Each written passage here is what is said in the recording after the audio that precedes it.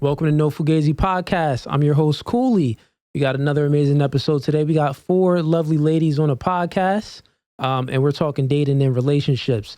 Like, subscribe, and click the notification bell to the YouTube channel because it is growing, and I appreciate your support. So, introducing themselves, let's start with you. Name, age, and where you're from. I'm Dana. I am 27 years old, and I'm from Philadelphia. Okay, Dana, 27 from Philly. And what do you do for a living? I have an eyebrow bar in Port Richmond area, and we do threading of the eyebrows. Eyebrow bar. Okay, that's unique. So you have your own little business going on, yeah. Good for you. And relationship status? I am in a relationship for 2.5 years. 2.5 years.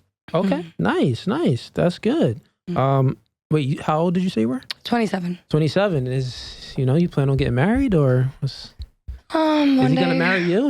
What do you think? Do you think that he's going to, get on one knee and propose to you? He has talked about it. So he's talked about it. I want us to both be extremely healthy at that point. Okay. So you don't think you're ready now? I wouldn't appreciate it as much as I would one day when I'm where I want to be. Okay. So, for example, say if he proposed now. Right. And he got on one knee. He's like, Dana, you the one. Right. It's time to lock it in. Right. Would you say yes or no? I would say yes. You would say yes. Yeah. But it still wouldn't be as impactful sometime in the future because of why again? I would say yes to get engaged. I wouldn't say yes to do the wedding. And I wouldn't plan the wedding right away, I feel like. Okay, so you'll say yes for engagement. You'll wait some time until you feel comfortable and you think it's healthy. Yes. Define healthy. What's healthy to you?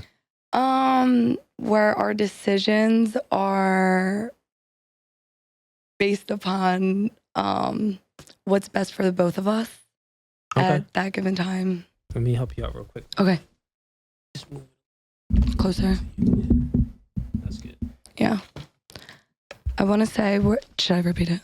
No, I heard you said. Okay. So you said when you're ready and the decisions, it's kind of, you gotta get to the point. I'm gonna get to y'all ladies. Okay. I mean, we didn't get to it. We just thinking on Dana. Coming at me real because fast. you're in a relationship for 2 years, so Yeah. we got to get right into it. So, because this is you're 27, right?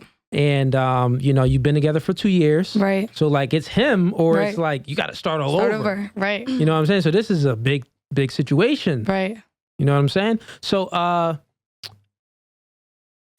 ask you this then. Okay. Then we'll move on. What would it take from him to do? Like, what would he have to do to make you feel more healthier?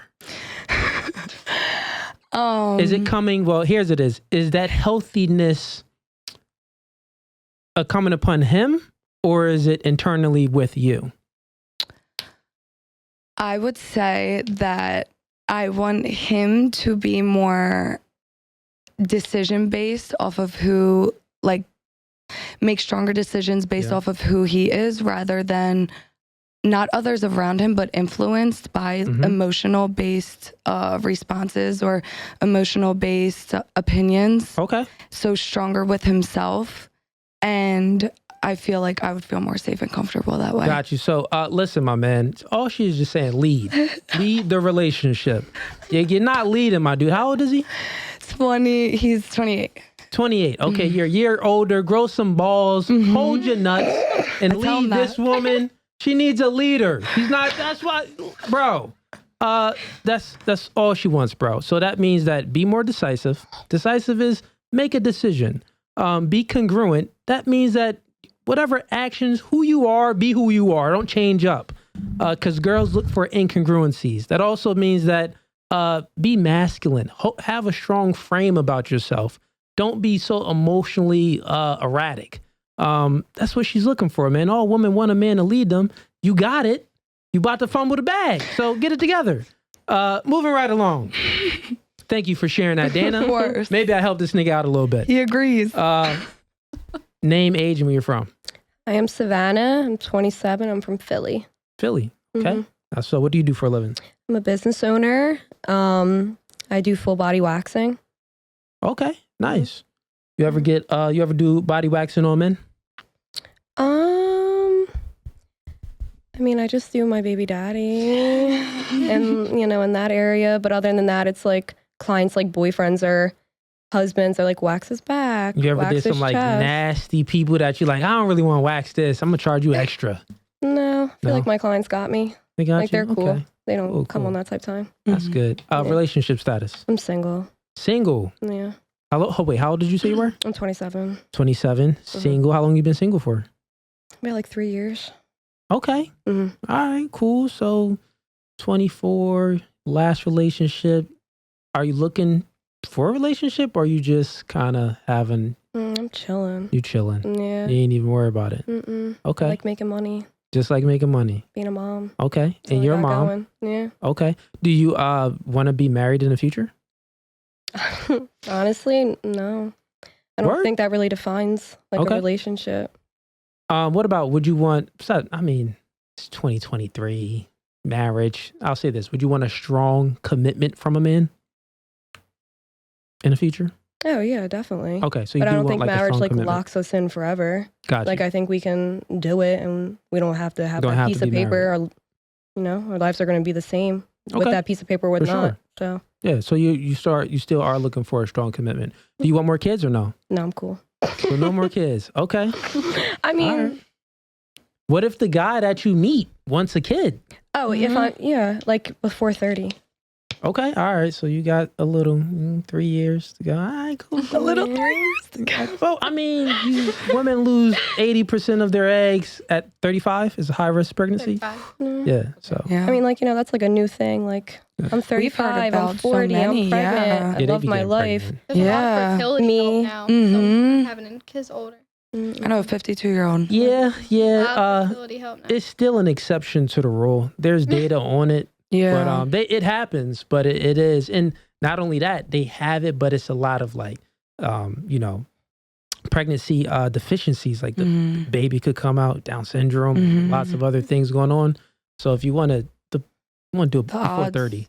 Yeah. Mm-hmm. Okay, I'll leave you alone for right now, Savannah. Should get on you a little bit more, but I'll leave you alone. We're going to move it to you. Name, age, and where you're from. My name's Brandi. I'm 22 and I'm from Langhorne.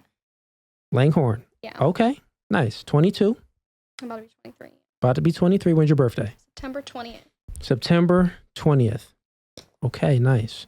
What do you do for a living? Nursing assistant. I just graduated nursing school. I'm about to take my NCLEX in a few weeks, so I'm going to be a registered nurse. Okay, you're about to be a registered nurse. Mm-hmm. Well, when you get your RN, let's talk. Because I'm a medical agent, so I staff nurses all around the U.S. So I can hook you up. That in mind. Get you that bread, yeah? You know? Relationship status. Single. How long? My last serious relationship, about a year ago. About a year ago. Okay. Well, you mad young anyway. Yeah. So you was 21. I've encountered a lot of situationships. You had a lot of situationships. Mm-hmm. Okay, little situationships. Question for you: since you're 22 years old, about to be 23, do you want to be married? Yeah, I do. I want to be married. Okay, cool. And what age would you want to get married by? I don't think I can really put an age on it. Because I can't say that I will definitely meet the person I'm going to marry by the time I'm 25, 26. Yeah. Yeah, I can't say I would really put an age on it. Okay. I do want kids, so hopefully before I'm 30, but... Okay, you want kids, so you don't want to put an age on it. Okay, cool. I would say some advice. Lock down a high value guy, younger. The younger you are, the higher the probability you have to lock down a higher value guy. And just, you'll be more fertile to have babies and live a better life. So that's some advice to you. It probably means like gibberish, but trust me, if you don't do it when you're 30, you're gonna be like, oh yeah, this nigga was right. But yeah, anyways, so hot girl summer? That's Lukewarm? Lukewarm? Huh? Lukewarm summer? Girl? No. No? I'm going to keep it to myself. I'm going to get that bag. I'm going to work. Okay, all right. Okay, she chilling. And on to you. Name, age, and where you from? My name is Frances. I am 30. I am originally from Jersey, but I live in Bethlehem, the Lehigh Valley. Okay, word. What part of Jersey you from? Jersey City. Okay. Word. I'm from Rollway. Know where that's at? No. Union County. I know. Yeah, I know Union County. Yeah. Twist. Do this with your mic. Yeah. So no, like this right here. Oh, Pull that part. So it's like here, centered. like that. The other way. Centered that way. There It's you like go. pulling there. Yeah, it's okay. Is that better? Yeah, that's perfect. Yeah. Do you want me to repeat it? No. You're Okay. good. And wait, what question was I on? Where are you Is she from? single? Oh. No. No. Oh, is she married? Where you from? I'm from You want to get right to it. Yes or no? You want to get right to We it. got questions. So, you from Jersey City? Yeah. But you live out in Bethlehem? Yeah, I moved out here in high school. My mom. What high school you went to? Freedom. I went to Freedom. No, you didn't. Oh, wow. I did go to Freedom. What year did you graduate? 08. Oh, you're like older than me. Yeah, I'm older. How old did you thought I was? I thought you were my So age. yeah, when I was you weren't even in high was school. just- You was in like 8th grade, Yeah, something like that. Yeah. I graduated in 2011. Okay. Yeah, word. So relationship status. Well, no. What do you do for a living? Let's get right to it. Currently, I do social work, but I also work at a school, so like teaching. Okay. And I wouldn't say like I'm a teacher because I don't have my own class, but I work with like kids that get in school suspension. So Okay, so you Alternative work with to- the bad kids. I don't like to label them. They bad, bro. No label. They no bad. label. Them kids, They went through kids some is bad. stuff. They went through some stuff. They went through some stuff. All right. So, yeah. And then my social work I do part-time working with human trafficking kids and young teen moms. Okay. Yeah. You work with human trafficking kids. Sex trafficking? Sex trafficking. Yeah. Okay. And that's out in Bethlehem? Yeah. Oh my God. Where Yeah. they be sex trafficking? Lehigh Valley is probably one of the worst areas for that, and Philly, but definitely 33. For sex trafficking? And what, Horrible. explain this type of sex trafficking of like what would happen with the kids. Give me like one example of a kid that you were dealing with that been through sex trafficking. One of the biggest percentages of kids being trafficked is like being trafficked by their own family. So like parents can't pay their rent, or if, they can't make ends meet, they like, hey, go hang out with your uncle, or, I don't want to like talk Right. particularly Oh, dang. about So they one put it to the- specific because clients are on Instagram. So I don't want to, but Yeah. it's mostly family members. Family members. Yeah. And That be given more given their daughters or sons. What do you see? mostly girls, but girls, yeah. definitely people think that it doesn't happen to boys, and it definitely does. Okay, so you see it does happen to boys too. What Yeah. what will be that percentage? Like, is it 90-10, 90 girls, 10 boys? Like 20-80, Oh, 20-80? like 85. Okay. Yeah, okay. All right. Yeah. That's kind of up there. 15. 85-15. And relationship status. I'm single You're single. Yeah. You had a pause there. because I'm in a situationship, Okay. All right. but I'm single because I'm single. Okay. So Right. let me, allow me to decipher this, Okay. ladies and gentlemen. Okay. What she's saying is that she's single, but she's talking to a nigga that's occasionally hitting it. Like she's giving up the poon here and there. No. But like he doesn't really qualify. No. So she's she doesn't want to add another nigga to her body count. So she just using him for the time being. That is not the case at all. That isn't the case at all. Nah, because I'm calling I'm calling Fugazee. No, I swear I'm not. I'm chilling with the body count, and until I know it's official and we are a thing, there's no giving nothing. Well, it could have been a nigga that you was already involved with before. It was. It is. It is? It is. So is he occasionally clapping? I mean, like, Yeah. Yeah. Caught you.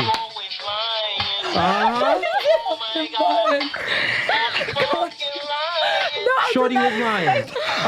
So we got one. We got one. The button. Button. So we gonna I need a tissue. move it along with the first question. Dana, we started with you, right? Okay, cracking up. so we're gonna start with you, Brandi. God. And it's a random question. Okay. Would you? Okay, so It's gonna make it weird. you talking to a guy, Okay.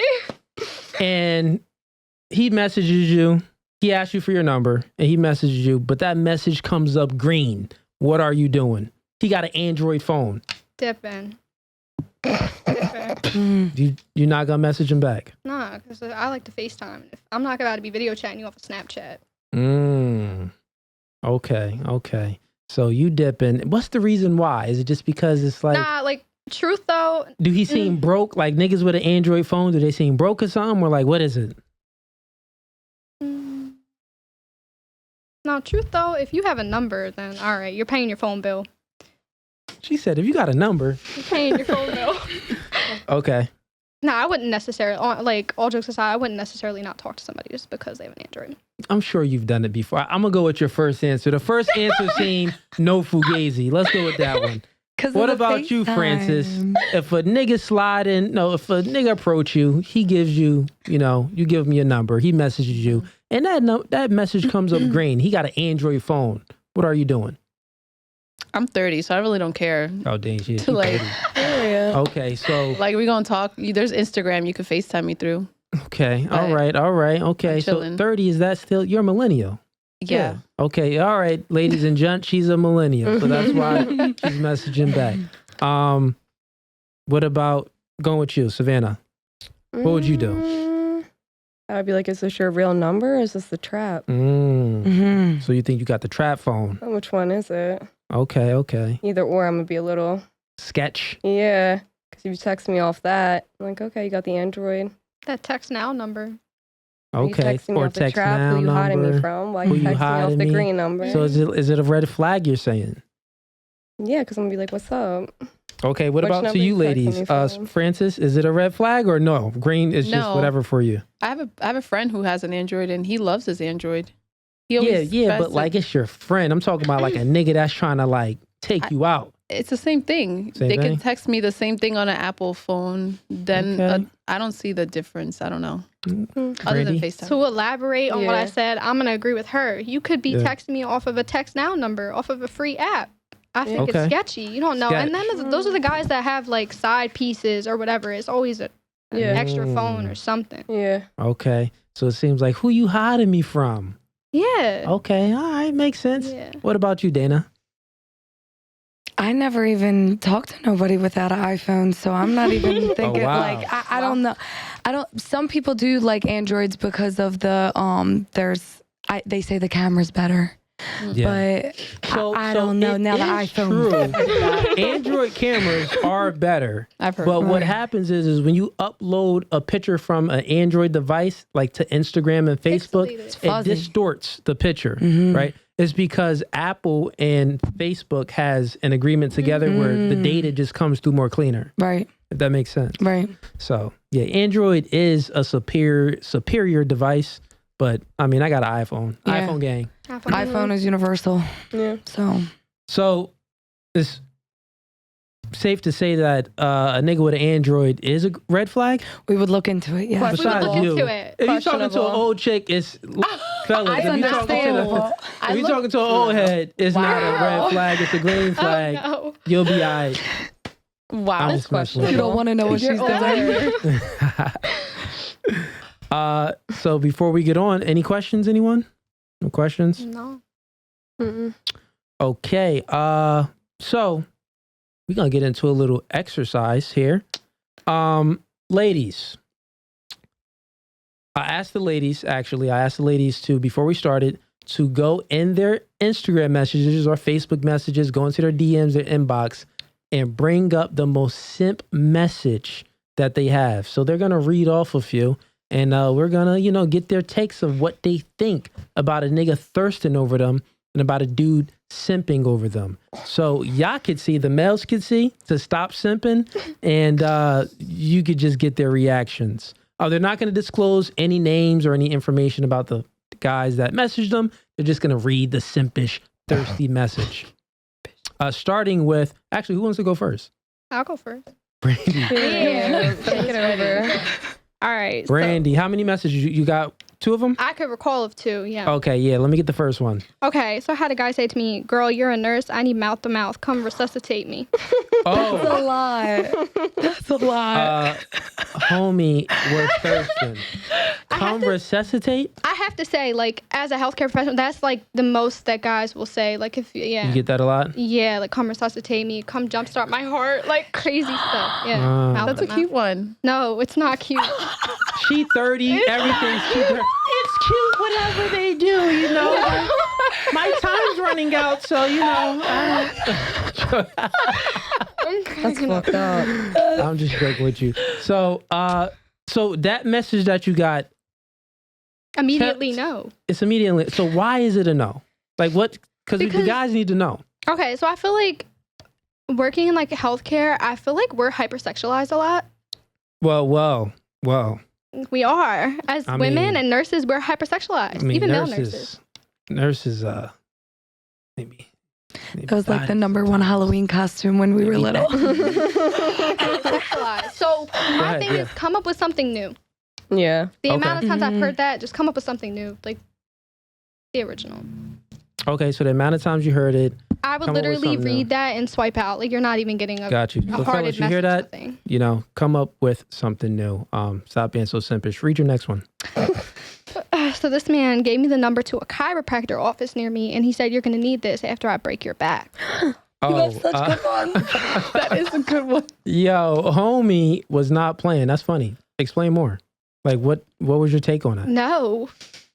Just no. Like a message like that automatically, like, even though I'm young, I'm very mature for my age, and I feel like that comes across very juvenile. Like, It's get just something doing else. too much. Yeah, get something Yeah. else. That's just no. Slide. No. Hmm, That lets me know. No. Mm-mm. Just no. Yeah. gotcha. What about you?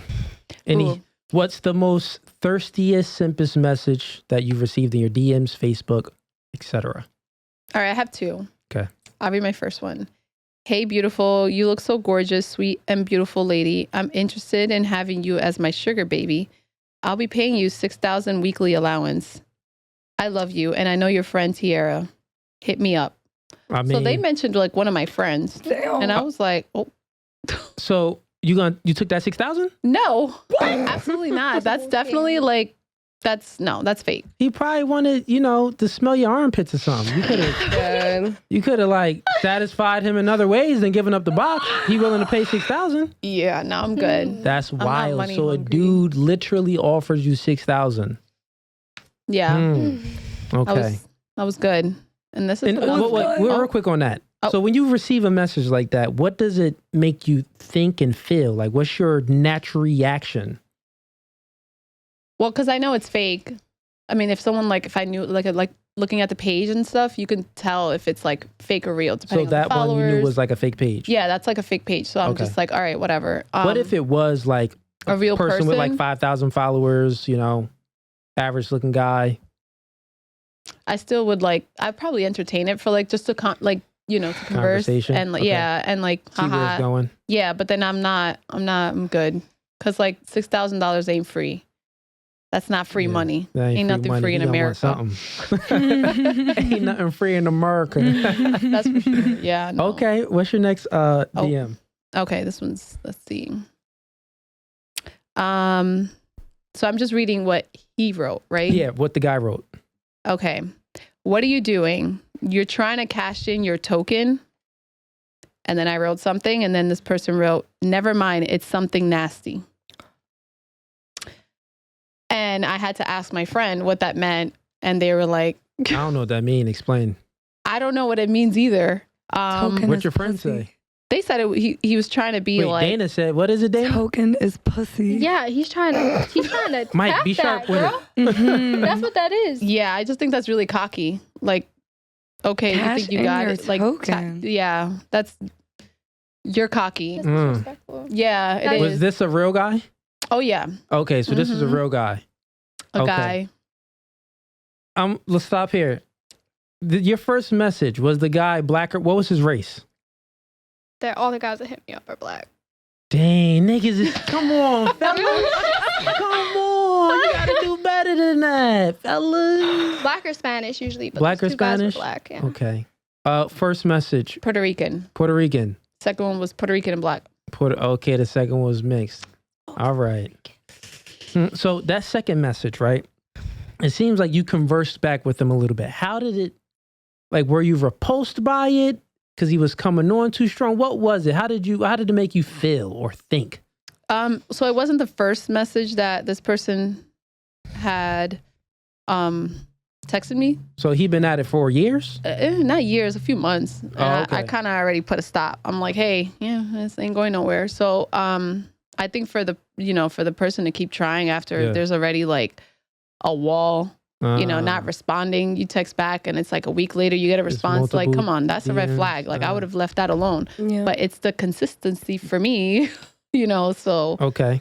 I'm just like, yeah, no. The consistency, so did it ever elevate from like social media to him having your phone number or no? He had my phone number because I had a gathering. Okay. So he did get your number. So then that's when it started there. Yeah. Got you. So, okay, that's interesting. Mm-hmm. All right. So you just totally shut it down. Yeah. Got it. Moving right along to Savannah. Okay. Craziest thirsty DM of a nigga simping on you. Just the one that I could find that I have. Present. Okay. I like you. Well, I care about you. Even if we're not a thing. Does that make sense? Like, it's a lot. Like, you're still my friend. It'd be nice if you little spooned me. I could use a hug. Are you doing anything? Let's go get something to eat and talk like actual adults. Ew. Wow. That's all like one message? One. That's a lot. Was that like the first message? No. Okay. So y'all conversed before a little bit? Yeah. I'm guessing. And then it was like all of that into one? Yeah. Okay. So yeah. That's a lot going on. That's a lot going on. Yeah. Stop it. Okay, and you only had one or you got another one? No, that was the only one I could find. That was the only one you could find. Yeah. Okay. I mean, I've had like some like damn, I should have been like your baby daddy type. I don't want to say that. Type. Oh wow. You mean like when you post a picture of your kid? Oh no. They be like, can I be the pappy? Oh no. No, I would never allow that. Fuck no. No, I mean it could have been us kind of thing. Like, it you know could have been mean? Us kind of thing. Not like no. Fuck no. I would never. No, but like they're saying that because they know you have a kid. Oh yeah, for sure. Oh, okay, I see. Yeah. So yeah, they like trying to be the pappy. It could have been us type of thing. Like we could have been a family type of thing. I see. But like Yeah, niggas be thirsty. Yeah. Dana, what about you? Most simpish story. Mine are not as funny as yours. But okay, I have one. It says, first he starts talking about his girlfriend. My girlfriend loves you. Then again, seriously, she said you are perfect, LOL. And then he starts with the looking eye emojis. And then he starts with the hard eyes on my picture. So first you start talking about your girlfriend and then you start trying to get with me. I don't understand that. Okay, so first he's talking about his girlfriend, then he's trying to get with you. Yeah. Okay. All right, well, that's a little... That's not a good way. That ain't. He just trying to slide. However he trying to slide. Yeah, right. Yeah. What else you got? I mean, that's really it. Another one is like a very, very, very old one, and he's just like, he wanted me to FaceTime him, and I was like, no, I'm not FaceTiming you. And he was like, you can think what you want. I'm the dick eater. Text me, please. Text me, Dana. Oh my God, you are answering so many DMs, implying I can't answer him. Hi, friend. Because I used to call him friend, and then he was calling me friend to be like, friend, what are you doing? But really, I was just trying to give him the vibe. Like, it's not. Okay, so he was like just sending multiple messages and stuff like that, trying to start a conversation. You're just like not even replying. No. Got you, but he's still going in. Okay. So, supporters, audience, y'all witnessed and y'all heard these simp and thirst stories. So as you could tell, I'll speak about the guys first and then I'll speak about the women, right? The guys, stop simping. Don't do the most. For men, less is more. Get it? So the less you do, the more you give. The more you do, the less you get from them. So one message is fine. I'm sure you ladies could, quick example, right? Well, actually answer, just show of hands. If the guy was very attractive and you still receive that simp message, right? That very simpy, those simplest messages, he was your type, but he still simped. Show of hands of, would you give him a chance or would you not? Show of hands of if you would give him a chance. Mike, switch the cameras on the view. Okay. So as you can see there, fellas, even if you are top G and you're simping, they still don't want you. So females would literally disqualify you based off what you say. So do better. Now, in regards to the females, in regards to the ladies, there's some game where y'all could pick up. Y'all seen the podcast where I have the girls rate themselves from 1 to 10, right? We're not doing that today. You fine. But it's in regards to that, right?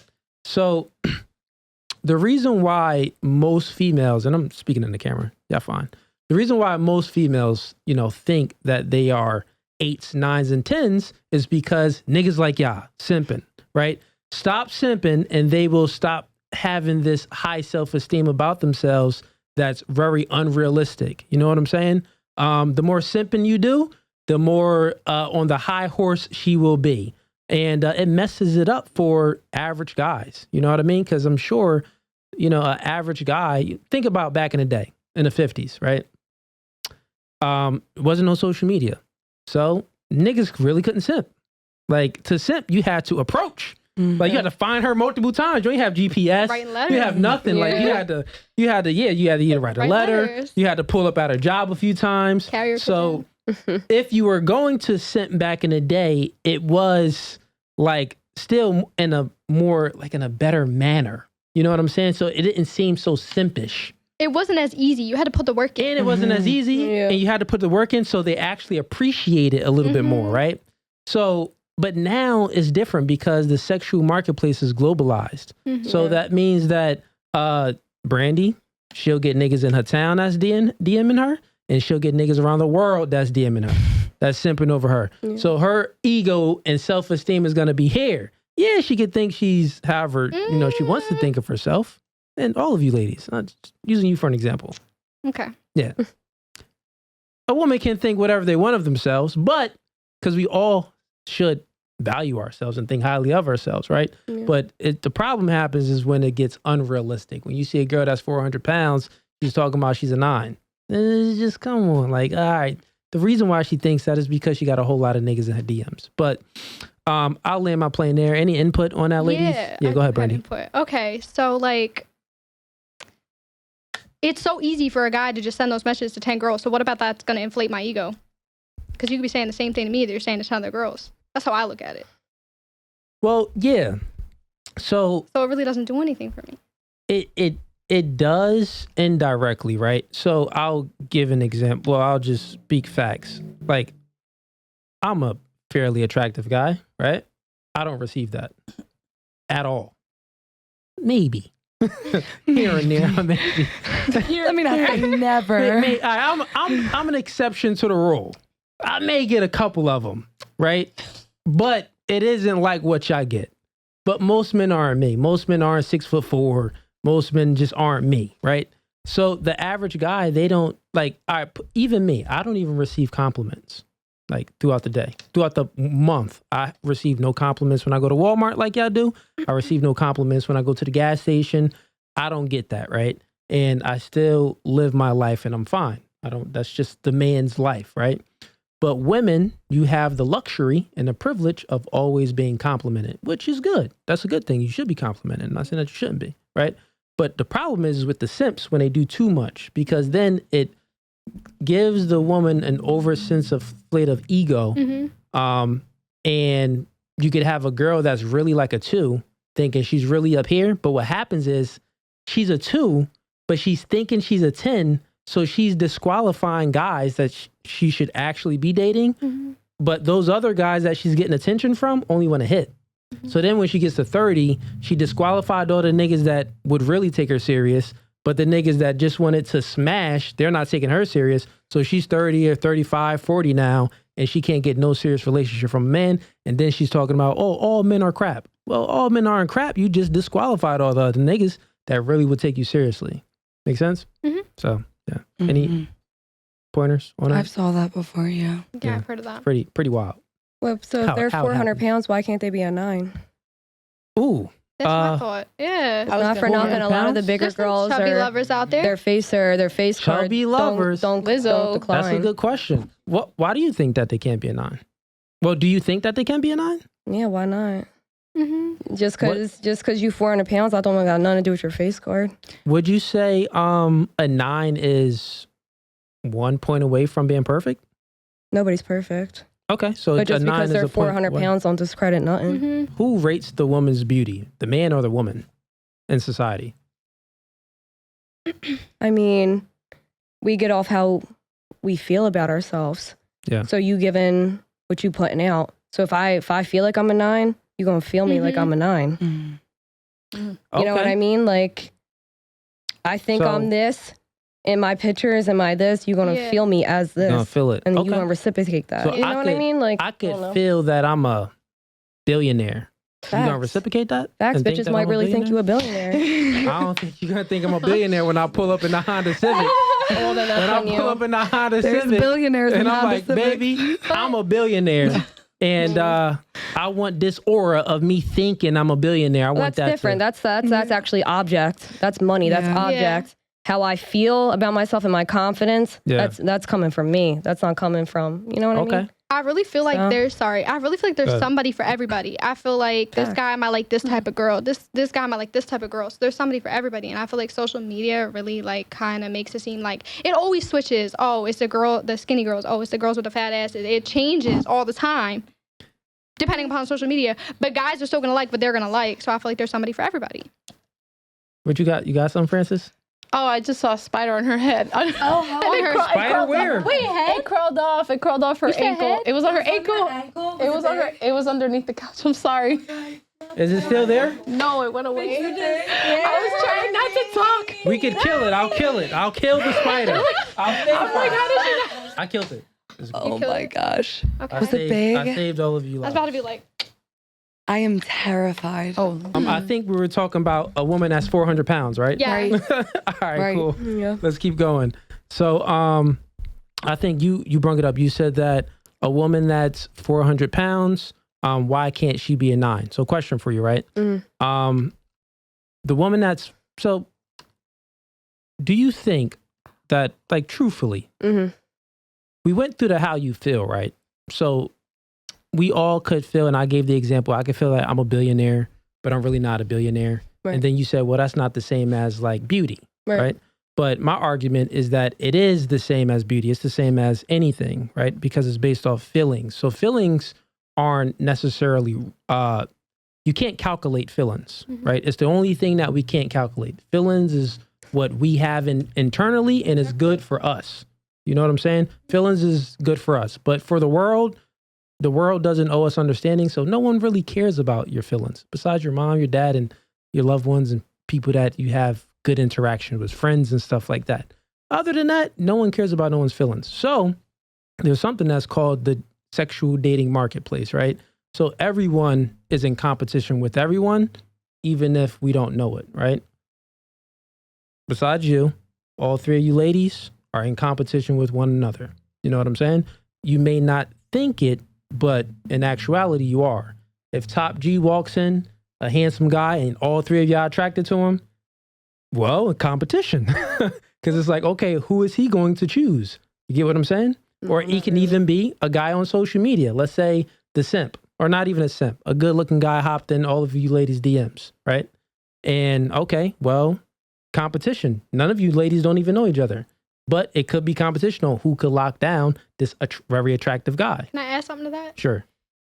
If you're confident enough, I don't need to be confident to compete. I'm not going to compete with anybody else. If somebody's going to come to me, they're going to come to me because they're attracted to me. I'm not about to be competing with Yeah, it's not like you're like directly competing with someone else. It's all indirectly. Okay. You know what I'm saying? Okay. Yeah, it's all indirectly competition. It's not like you. Like consciously, it's like you're competing. Yeah, Okay, gotcha, yeah. gotcha. It's in all in a. It's not even in your behind mind or forefront of mind, just in the reality of it. Innately. Yeah, that we all are competing. So in regards to the 400-pound woman, right? The reason why a 400-pound woman can never be a 9 is because there are true 9s. But what's a 9? Yeah, you just said, let's bring up what because is a a 9 could 9? be different to everybody. It's like the point I brought There up. might A 9 be- could be different to everybody.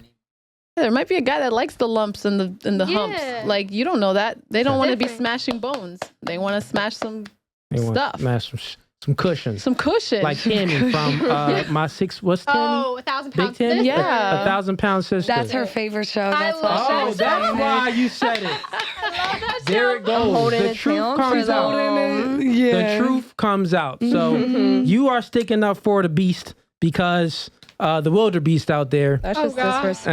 And, because all of you ladies, because you That's watch disrespectful. the whole, what is it called? My 1,000-pound life. My 1,000-pound 1,000-pound life. sister. 1,000-pound right? sister. That's 1,000-pound 1,000-pound sisters. sisters. It's like if There's they 2 of them. equivalent to Yeah, there's 2 of them. 1,000. 2 of them. Yeah. Okay. And they love themselves. They got a YouTube and everything. Mm-hmm. They making Yeah, money, I so seen does it she really be matter? getting guys. So here's what I want to say. She gets guys.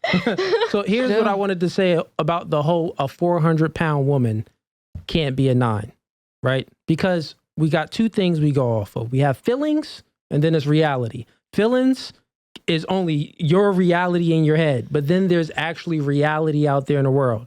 And a 400-pound woman, if any man had a choice, I mean, any man, if he had the choice for a girl that's 400 pounds and overweight and obese, or he could get a girl that's 130 pounds, he would choose the girl that's 130 pounds, or let's say even 150 pounds. He would choose that woman. The reason why is you think, and all you ladies think that, oh, well, there are guys will choose that type of woman. Think about it, ladies. Y'all all went into your messages.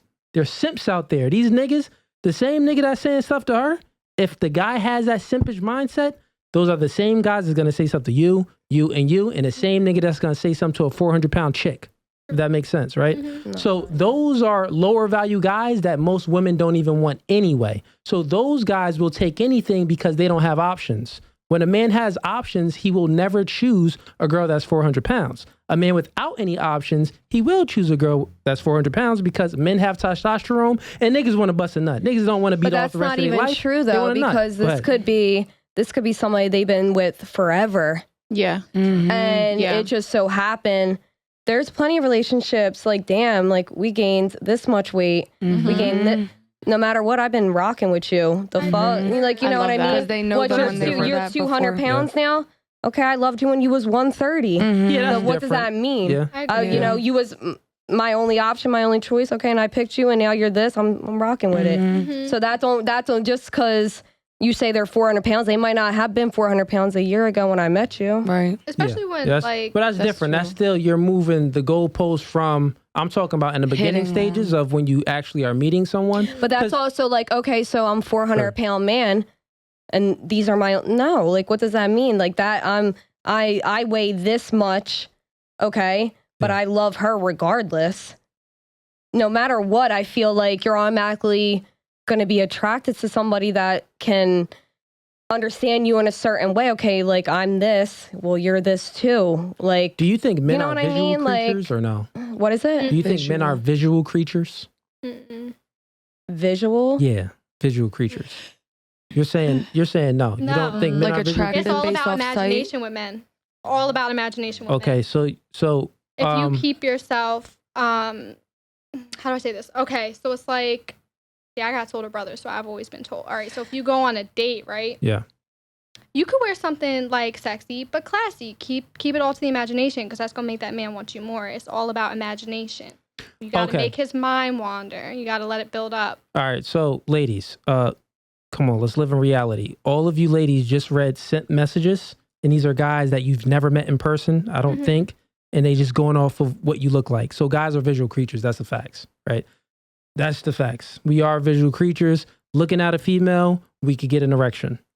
The porn industry and OnlyFans industry is all visual. You can show a shoulder and a man will get an erection. Yeah, exactly. So that's what I'm saying. So what I was saying to her, men are visual creatures naturally, right? So since a man is a visual creature, just that's who we are by nature. We look at beauty. We don't care. Like, we don't prioritize personality. We don't prioritize your income. We don't prioritize, your hobbies and stuff like that. We don't prioritize that when we are courting a woman because it's the beginning process. We got to start from the beginning and then, work our way to the end. What you were saying, as far as a guy in a relationship and his woman gains some weight, maybe she has a baby, something like that, of course, that's different. That's an exception to the rule. Not even an exception to the rule. That's just a whole different scenario of a guy that already is like in love with a woman or already has feelings with a woman. So of course he's going to tolerate some inadequacies of her, or if she gained a few extra pounds. You know what I'm saying? He still would hope and expect for her to lose that weight though. Trust me, he just doesn't have the courage to say, baby, get in the gym. The reason why I had y'all do that exercise was for truly one reason. So the woman can see, you ladies can see that you're not that special. Because the same thing a nigga's doing to Brandi is the same niggas doing to Francis, same thing niggas doing to Savannah, and the same thing niggas is doing to Dana. So what I'm saying is that men were visual creatures. Niggas would do a message in a notes, copy that, and send it to 20 girls. What? That's what niggas do. That's what they do. You feel what I'm saying? Because it's a numbers game. So let me give you just an overall experience, a synopsis of how it works in human life. Women, by the grace of God, you're born with your sexual value. You were put on this planet and, you're beautiful to someone, even if you're 400 pounds is what I'm saying. You know what I mean? So you're born with your sexual value, meaning that you don't have to assert yourself out there in the world. You'll still have a guy that finds you attractive somewhere in the world, right? Cool. So men, it isn't like that. We are born with an empty slate. We are born with no sexual value from the opposite sex. We have to earn our sexual value and work on it. And we do it in a multitude of ways because the thing is that men are simple creatures. To the opposite sex, we only are attracted to, like one or two, three things, fit, feminine, and beautiful. You know what I'm saying? That gets you in the door. Women is much different. You could be 6'10", you could have $1 million, but if your breath stink, no, you're gonna disqualify him. He could be very attractive, but if he says the wrong thing, like in your DMs, y'all all confirmed it. Even if the guy was very attractive, but he still sent the simp message, you would disqualify him. So that means that women prioritize other things than a man. You prioritize his charisma, his his confidence, things like that. We don't care about a female's confidence. So this, I know you want, you use the example, well, if I feel confident about myself, then that's going to, wave off into the world and everyone else is going to feel my confidence. But the thing is that men, we don't prioritize a woman's confidence. So it doesn't matter how confident a 400-pound woman is. Niggas is not hitting that. Only the lower value dudes is hitting it. And I'll explain this in another way, if that makes sense. Here's what's really going to make sense. So first you have options, right? And women are born with options because you have beauty, right? So you're born with options. And then when you have options, it creates an abundance. You get an abundance mindset in your head. So since you got options, you have this abundance mindset and you get to sit up a little straighter and it makes you have more self-confidence, right? So first you have options, which turns into an abundance mindset. And then once you have the abundance mindset, when you are out there dealing with the opposite sex, you are able to literally disqualify the inadequate men, right? So that's why all of you ladies said that even if the top G slid into your DMs, but he still said some simpish stuff, you're going to disqualify him because guess what? You have other options. If you didn't have other options, you would take those simps. Make sense? You wouldn't just take anyone. I feel like if a guy says something real simpish, it's automatically a turnoff because it looks like you're desperate. Yeah. It doesn't matter if I have options or not. It looks desperate. True. I'll give you that. I'll give you that to some dudes if they're doing too much stuff. I feel like it shows your especially intent. With the message that you got. I'm gonna be honest. It shows intent. With the message you got, they'll probably still be disqualified. But the point is that I'm saying is that since you have an abundance mindset, you have the ability to be intolerant of males' inadequacies, right? An inadequacy is anything that you could be deemed as inadequate. Stinky breath, he says the wrong thing, he's not a height requirement, he's not the race you want, he doesn't make the amount of money you want. That's inadequate to you. Whatever's inadequate to you, you have the ability to disqualify him because you have other options, right? So that's how the woman works in a dating marketplace. The man doesn't work like that, right? The male is born with an empty slate. He has to create his value. So when I'm 18, guess what? Females are attracted to niggas with money. When I'm 18, I don't got no bread, right? When I'm 18, I'm skinny. You know what I'm saying? Females are attracted to a guy with a nice build in most cases, right? When I'm 18, females are attracted to charisma. How do you work yourself up as a man to have charisma? Well, it's a numbers game. You got to talk and date multiple females and court multiple females to have the confidence and the ability to convey yourself in a way where the female feels the vibe. You know what I'm saying? Because all females want to feel that vibe. So the point I'm making is that the man starts off at an empty slate, right? And he has to earn the female doesn't have to earn her options in abundance mindset, but the man has to earn that. And the only way he earns it is by working on himself, right? Getting in the gym, making more money, becoming more competent, and doing something, bringing value to the world. That's how he earns his abundance mindset, because then he'll have more options. Guess what? Most men don't have that, right? If the lower tier guy had options, he had a button he can click, and it's a button, bro, you get a Lambo, you get a six pack, and you get $1 million, and you get a blue check on Instagram, and you don't got to pay for the blue check. It's official. You get a blue check, and you got 100,000 followers. He's never going to smash a fat chick again. Fat chicks is going to be invisible. You get what I'm saying? He's only smashing bad chicks. You know why? Because his value went up, so he's going to have more options, which is going to create an abundance mindset. Then he'll have the ability, just like you ladies, to be intolerant of female inadequacies. So a female inadequacy is a female that's 400 pounds. Make sense? No, not really, because his dick might only get hard to a 400-pound girl. Yeah. Wait, say it again? I didn't hear that. Wait, that was my point. Say it again? Men what? His dick might only get hard to a 400-pound girl. That's very You said true. only get hard? Yeah, that If could he be got a his type. Lambo That could be and his all type. that. You That's why there's said categories on everyone Pornhub. has their type. No. That's why Everyone there's has categories. Everyone It's- has their type. And Pornhub, yeah, okay. So I'll say this. All it is. There are exceptions fetish. to the rule where some guys is just weird and they'll hit 400-pound girls. why You is see it it all the weird? time. Why is it weird? Why is it weird? Because do you? What if they like that on the low? You never know. Some people have some weird stuff in their searches. You don't know.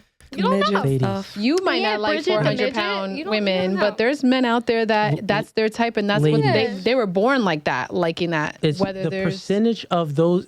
Let's just say that, because there's always an exception to the rule, right? So let's just say that there are men out there that actually, because there are men that have fetishes. They have foot fetishes. They have fetishes of feeding women. They have all these weird fetishes. Men are weird. You get what I'm saying? So let's just say that there's some weird men out there, and they like 400-pound girls only. You got to be 400 pounds or plus. Let's just say that those men out there. Yeah. Do any of y'all want those men?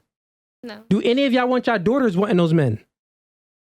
I mean, So those men are insignificant. I They want don't. somebody that's you going to don't- respect me. yeah. Just somebody that's That respect. man don't even respect himself, because the Why? woman doesn't Why? respect Because he herself because likes she's somebody 400 that's bigger? pounds.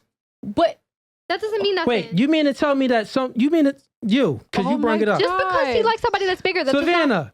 You mean to tell me that 400-pound woman respects herself? I mean, you gotta I want to ask know her. how you got there. She might be making a bag on 400 OnlyFans. You don't pounds. know. Okay. Or feeding herself. I want to know how you got there. Like, I don't know. I don't know nobody 400 pounds. I don't She either. might be making a bag on OnlyFans because they some have to guy's use logging on them, paying like for her something, subscription to feed herself. The question Like on is my this. 400 Let's go pound to it, because we gonna break it down, and we gonna everyone's input. Do you think that the 400-pound girl respects herself? Yes or no? Shit, if I was 400 pounds, I'd love me. Okay. So how could you love 'Cause not yourself only you when always you're gotta- you always obese and gotta you don't think care about it, about your 'cause own health? Some people are born like that. Like No one's born like that. Hold on. So some people, you're gonna be big boned because Yeah. your family, and like that's just in you to eat. Not every, you know what I mean? Like some Taught. people are already just born to be like that. So, bitch, if I'm born like that and I've been like this for my life, yeah, I fucking respect myself. Could I go on a diet? Maybe. Do I want to? No. Whatever. Same. Still gonna get I'll some let you dick. ladies go. Doesn't matter. You go So first. I feel like personally, like working, what I do, I feel like I see a lot of different families. And I feel like I've seen families that, they're very obese, but their kid is all about like what you learn about your eating habits and your workout habits. So if you don't see your parents doing like working out, taking care of themselves, then yeah, you're going to be big. You're going to take over that. You have it in your body. It's the environment, you're saying. Took the words right. You can be out of my mouth. influenced. Yes, but like your metabolism is hereditary.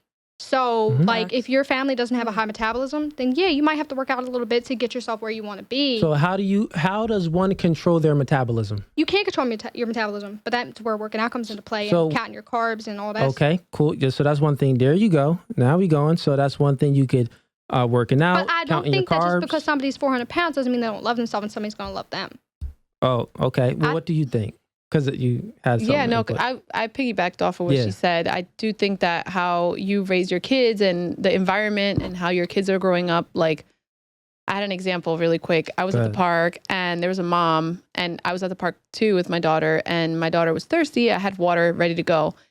And the other mom gave the kids soda, and it was a hot ass day. And I'm like, give the kid some water. And she was overweight herself. So I'm like, damn, that kid is breathing hard. I wanted to give her some of my water. I was like, damn. Yo. But that's what I'm saying. Like, it's hereditary as well as like how you're, Yeah. So I think that, yes, like I agree with what you're saying to a certain extent. Like at some point you do have to, all right, I'm hitting that unhealthy weight. I should do something about it. But I'm not saying, but I'm also saying like, you should be happy within your own skin. Right. I'm about to say, But there's a certain point. Because it's the difference between self-control and self-respect. Right. I can respect myself all day. If I don't want to self-control, that has nothing to do with my respect. You could be happy. You know and what be I mean? They're 400 two different pounds. things. You could be completely happy. Be making a bag at 400 pounds. If you're not unhappy and you're 400 pounds, then get yourself in the gym. Make yourself happy. Right. But if you're happy at 400 pounds, somebody's going to love you at 400 pounds. Back to Savannah. Savannah. She opened up the can of worms to these 400 This is her pounds favorite women show. because she's watching her favorite show with Big Tammy. So I'm gonna ask you a series of questions, yes or no questions, right? Sure. Do you control every morsel of food that you put in your mouth? Yeah. Okay. Yes. Every morsel of food counts as calories, right? Okay. That's a yes. Okay, so humans control every morsel of food they put in their mouth, which then every morsel of food that they put in their mouth counts as calories. Now, the next question is, the more calories you intake, calories dictate weight. Yes? Sure. Yeah. Different people are different, though. Like, you can have a slow metabolism or a fast metabolism, and then that will control of how much weight you gain. So there we go. So we just came to the conclusion that no one is born being fat at all. You have a choice. You have a choice of what you eat, which then dictates the calories that you intake, which then dictates the weight that you put on. Up to a certain age. Well, no, it still dictates it because it's very simple, right? She's right. No, it's not. It's not right. There's no 5, 6-year-old telling me what they're going to eat for dinner. I'm your mom. What'd you say? 5, 6-year-old? Yeah, like when you're younger, you're not, Mom. I'm talking about adults. Well, that's what I'm saying. It depends on the age. Yeah, I'm talking about adults. Because you could be obese from that age to you're grown. Yeah, and even do you know what I mean? Even if you're obese at a young age, once you're of age and you're a conscious, sentient being, you have the ability to still be perspicacious enough, means aware of your surroundings and of yourself, to then put a stop to it. Okay, I will go on a calorie deficit. Because what I'm saying is that it's very simple. It's not rocket science. That what we eat, everything we eat is all based off calories. So if you go on a calorie deficit, meaning that you are burning off more calories that you're putting in, you will lose weight, right? If you are not burning off more calories that you are putting in, you will gain weight. It doesn't matter if you have high cholesterol, diabetes, if you have a thyroid problem, all this stuff, hereditary, all this stuff goes out the window because choice dictates everything. So like I said, since choice dictates everything, the 400-pound woman, she does not respect herself because she chose to get herself to a point where she's obese and unhealthy. So it's not respectful. She doesn't respect herself. She's a filthy human being, or even if it's a he's a filthy human being. You shouldn't be obese. And I don't even know why you ladies are arguing. You're all fit. I'm gonna interject what you said All about you the ladies are thigh. fit. Why are you arguing for the fat Because shaming? I'm gonna interject. Hold on. What's going on? I'm gonna interject what you said about the thyroid Social though. constructs. No, if somebody's hereditarily has hypothyroidism, they're gonna put weight on. My mom has hypothyroidism. Yes. Right? And my mom has been thin all her life. Because and she my brother probably can takes vouch for it. levothyroxine. No, she takes no She does. medicine at If all. she has low thyroid, she takes levothyroxine to bring her thyroid level where it's supposed to be. My mom takes nothing. My mom eats healthy, and that's all she did. It's Food all is about medicine, diet. too. It's all about diet. That's Okay, all but we're what if taking. somebody doesn't have the diet control? Your mom, I Diet guarantee control. you, she does take levothyroxine. No, You have to. I was born and You can raised in get the the projects. food. We didn't need. We was on government Hey. cheese. We didn't have access to nothing, and she was still cognitive and aware of what she put in her body, which she always maintained herself at a very nice, thin, good weight. So, But I feel like regardless, I still feel like it stands. Like well, if actually, I were 400 pounds. so you saying what you feel? Feeling is not real. No, What do you this think? is real. I know men that like big girls that wouldn't want me because I weigh, what I weigh. I know men that also like small girls that would like we me went because they through like that. small girls. We went through that. I'll be honest. How much? I'll say you were 120, Yeah, 120. Yeah. around 120, right? Mhm. That's like the 120 to 145 is like the ideal weight between the height of what 5 foot, so 5 foot to 5'5". 5'4", yeah. 5. Starting at 5'5". Mhm. Yeah, well, Not 5 foot. well, 5 foot to 5'5". If you 120 to 145, that's still a good weight because you could be like, if you 5 foot but you 145 pounds, it's like You're gonna slim carry fit. it different. You're gonna carry it. If it's in the right places, you can carry it different. So men are still attracted to that. So I say, generally speaking, most men, that's their ideal weight. And that's their ideal height in a female. You get what I'm saying? Mm-hmm. But yeah, you still disagree? I mean, I feel like I'm all fit now. Any questions before we get on? No. We rocking. I get what you're saying by emotional and control, and I do understand what you're saying by all that, and like feeling like if you're eating that much and gaining that much weight from a child when you're older, your parents might have some type of unhealthy habits that are taught to you. So when you're at a certain age, you can tell what's unhealthy behavior and what's healthy behavior and what's right for you and what's not.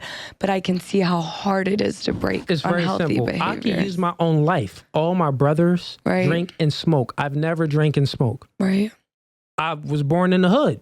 Niggas was getting shot, dying, selling drugs. I'd never sold drugs. I never did any of that. Right. So it's not even based off your environment. It's based, you still have a choice is what I'm saying. I was just self-control, perspicacious enough to be aware that these niggas are idiots and they're going to get locked up. Right. These niggas are idiots. He's going to be an alcoholic. So I didn't enact in those behaviors. It's very simple. We all have a choice. Free I do this will. podcast for a reason. Right? Yeah. We all have a choice when we got free will that God granted us with. Mm-hmm. And we have the ability to make decisions in life that will have produce a better future, for us. But yeah, I feel what you're saying though. Do you think you learned that through like being raised or through religion, or what do you think? It was just me, Just you? Yeah. Yeah. Religion helped, of course. I was in churches and stuff like that, so religion helped. My mom, mom is a preacher. But still, it doesn't matter. Like that, I had people around me that still still did other things. So that didn't. I could have been like those other people, but I wasn't. Let's get on. Well, actually, let's leave it to y'all. Because the next question is going to get more serious. This wasn't even serious. We were just flowing. We was flowing off of your 400 pounds. That lasted like 20 minutes, girl. We was flowing. Before the conversation gets more serious, any questions?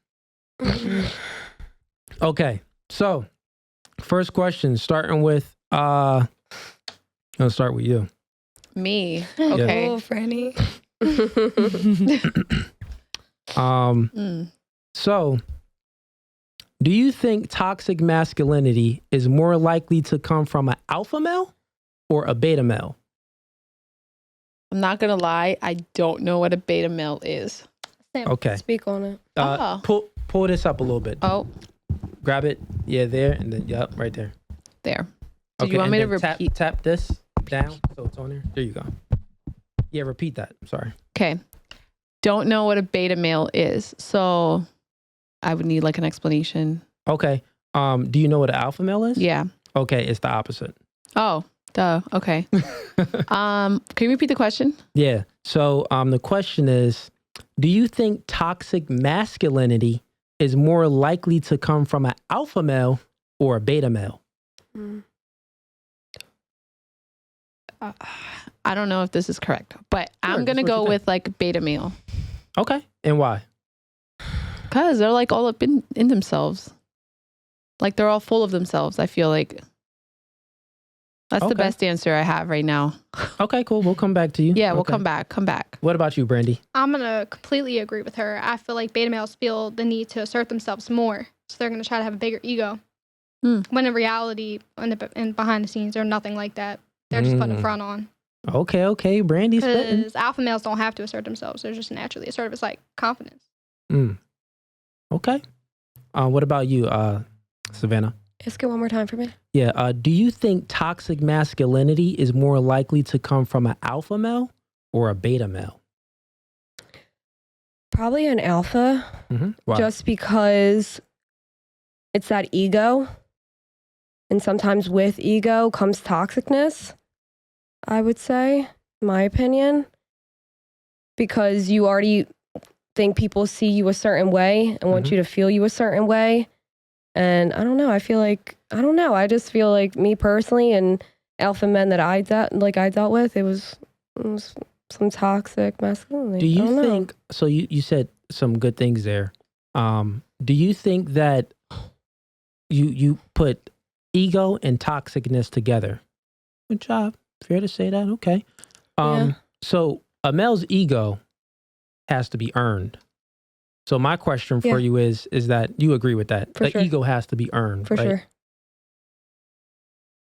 You want it to be respected, yeah? Sure. I mean, some people Francesca, have... Francie, Frankie. What? Like, I feel like some people just, like, because of their environment and their friends, like, maybe that's just like... I'll repeat the question.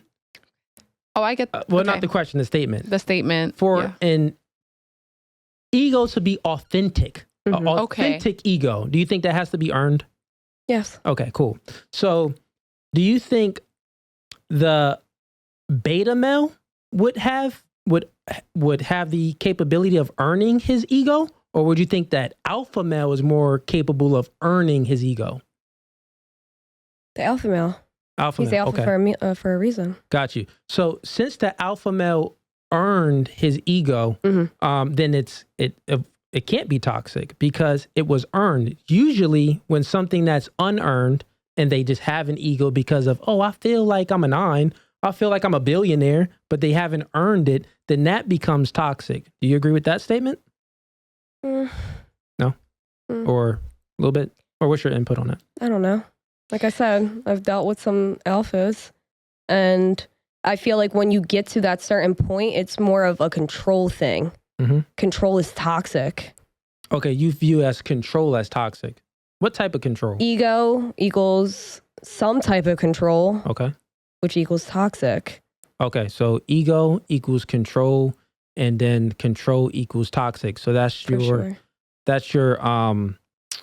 graph of getting to the toxic. Okay. You're an alpha, you got control. Because you think you're an alpha, you got ego. Sometimes that can turn toxic. Okay. So another question for you, right? And then we'll get to you, Dana. Since the alpha, now question for you: the alphas that you dated or messed with in the past, do you think? Well, did they earn? Do you think they earned their ego, or they just had it out? Like, did you actually see and witness their accomplishments? Were they actually men of value, or they just was all mouth? No, earned it. They earned it. So you know these men 100%. earned it. Okay, cool. So these alpha males earn their ego, which then have the ability to now have standards, and you deem standards as control. Not. Gotcha. Not like I'm just saying. In general, I would just. I mean, at the end. That was late. It was late. Well, there you go. That was a little late, so it don't count. Not the struggle. I mean, I just think in controlling no matter what. I don't even think it matters at the standards at that point. Going off the ego is toxic. I think that depending on how, again, with the like healthy and unhealthy, if your ego got there from doing healthy things or unhealthy things is what you're going to attract when your ego is that big. So if you attracted it by fast money and fast this and fast that, you're going to also attract people who are getting like fast money, which is not always a negative thing, but usually fast money comes with slow problems. Right. So I get that point of it. So a man that it's still, so my point is this, right? Because I'm just going off of, this is random and I'm just going off of what Savannah said, right? So pretty much I'm saying that she did the graph of ego, which then control, that goes into control, and that control, and then it goes into toxic, right? Mm-hmm. So I'm saying that an ego for any male, for it to be an authentic ego, it has to be earned, right? So since it's earned, it doesn't get to toxic, it's earned, so it gets to him having standards. It control voids off because it gets to him having standards.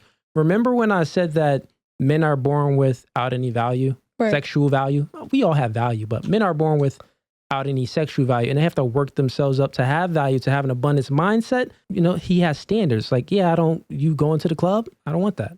Going on a girl's trip? Well, you go ahead and do that, but when you come back, you're going to be single.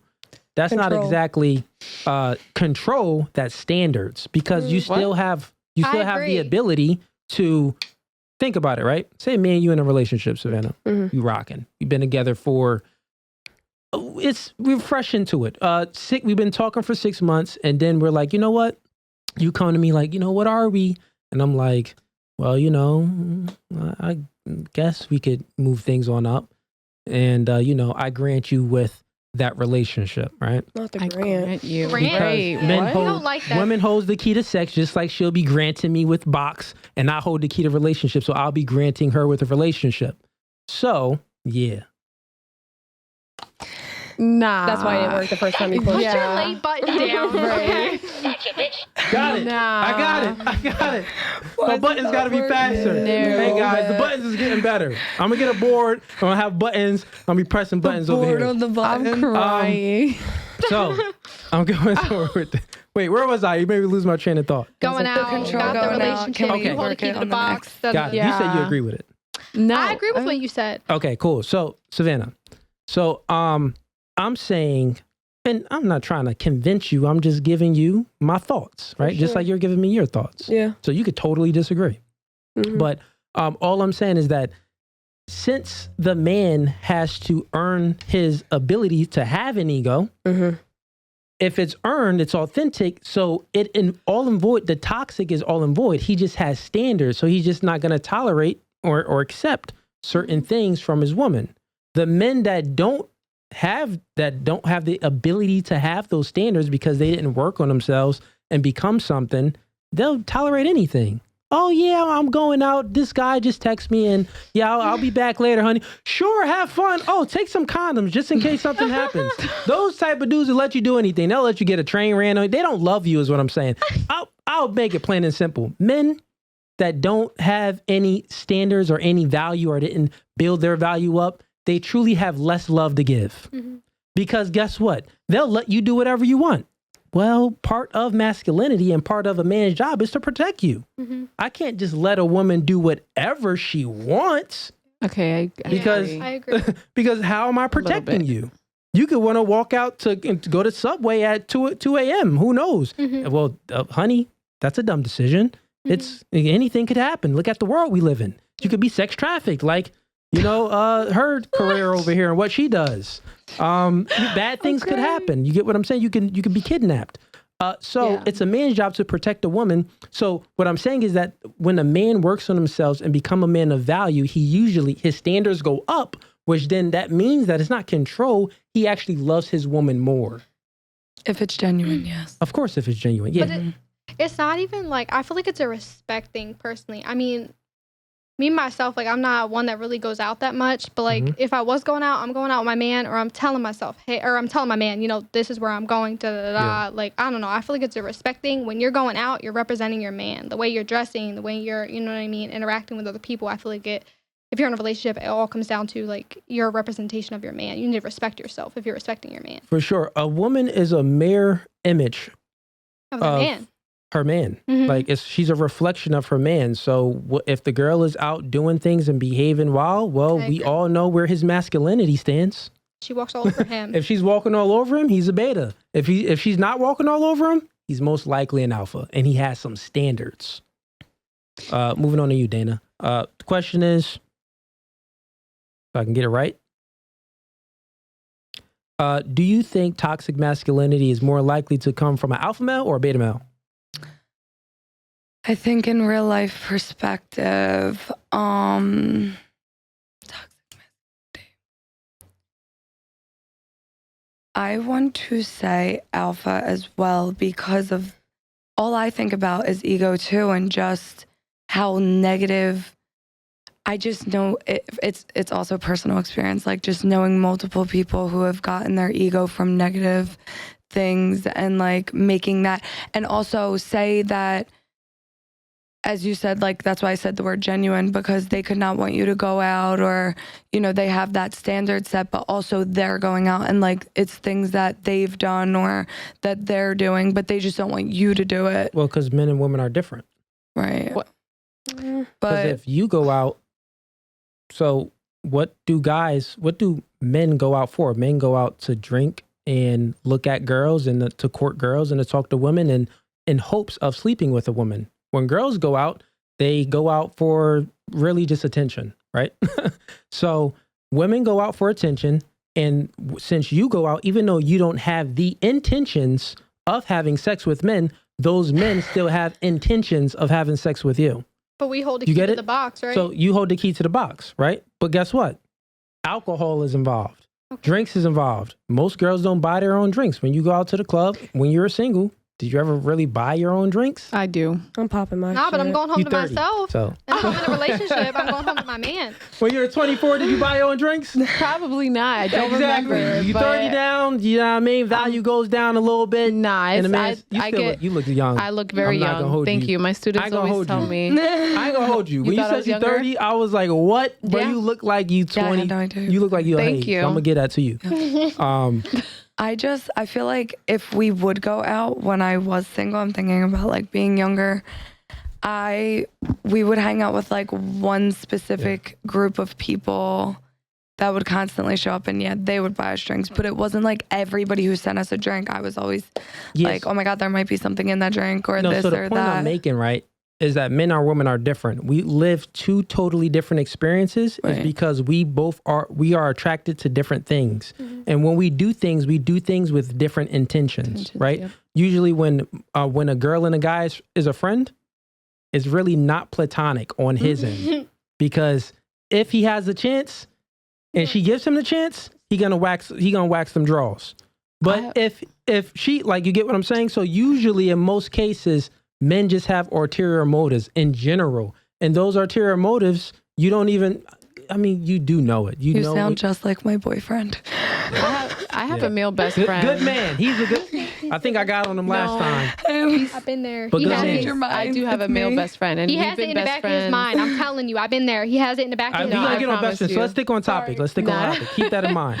So all I'm saying is that since men and women are different, right? And you use that, well, something that would be toxic about a man if he's doing something and he's not allowing me to do the same thing, then I deem that as toxic. Well, it's not exactly toxic. It's because part of the man protecting you is realizing that you're different from him. And that, when he goes out to the club, he doesn't have a lot of thirst coming on him. Right. But when you go out to the club, you have a lot of thirst coming at you. He knows how men think. Even though he knows how men think. So even though he could have a Lamborghini with the best security lock system in the world, but he doesn't want to park his Lamborghini in the hood. Right. That's you. You are the Lamborghini. So why would he want you to go to a club where niggas gonna be thirsting on you? Why would he want to park his Lamborghini in the hood where niggas gonna be sitting on it, may graffiti it, may scratch it up, may do things to it? The probability is higher for him messing up his trophy, which is the Lamborghini, you, in sense. Concerned and toxic are two different things. You're not Sorry, even. say that again. Concerned and toxic are two different things.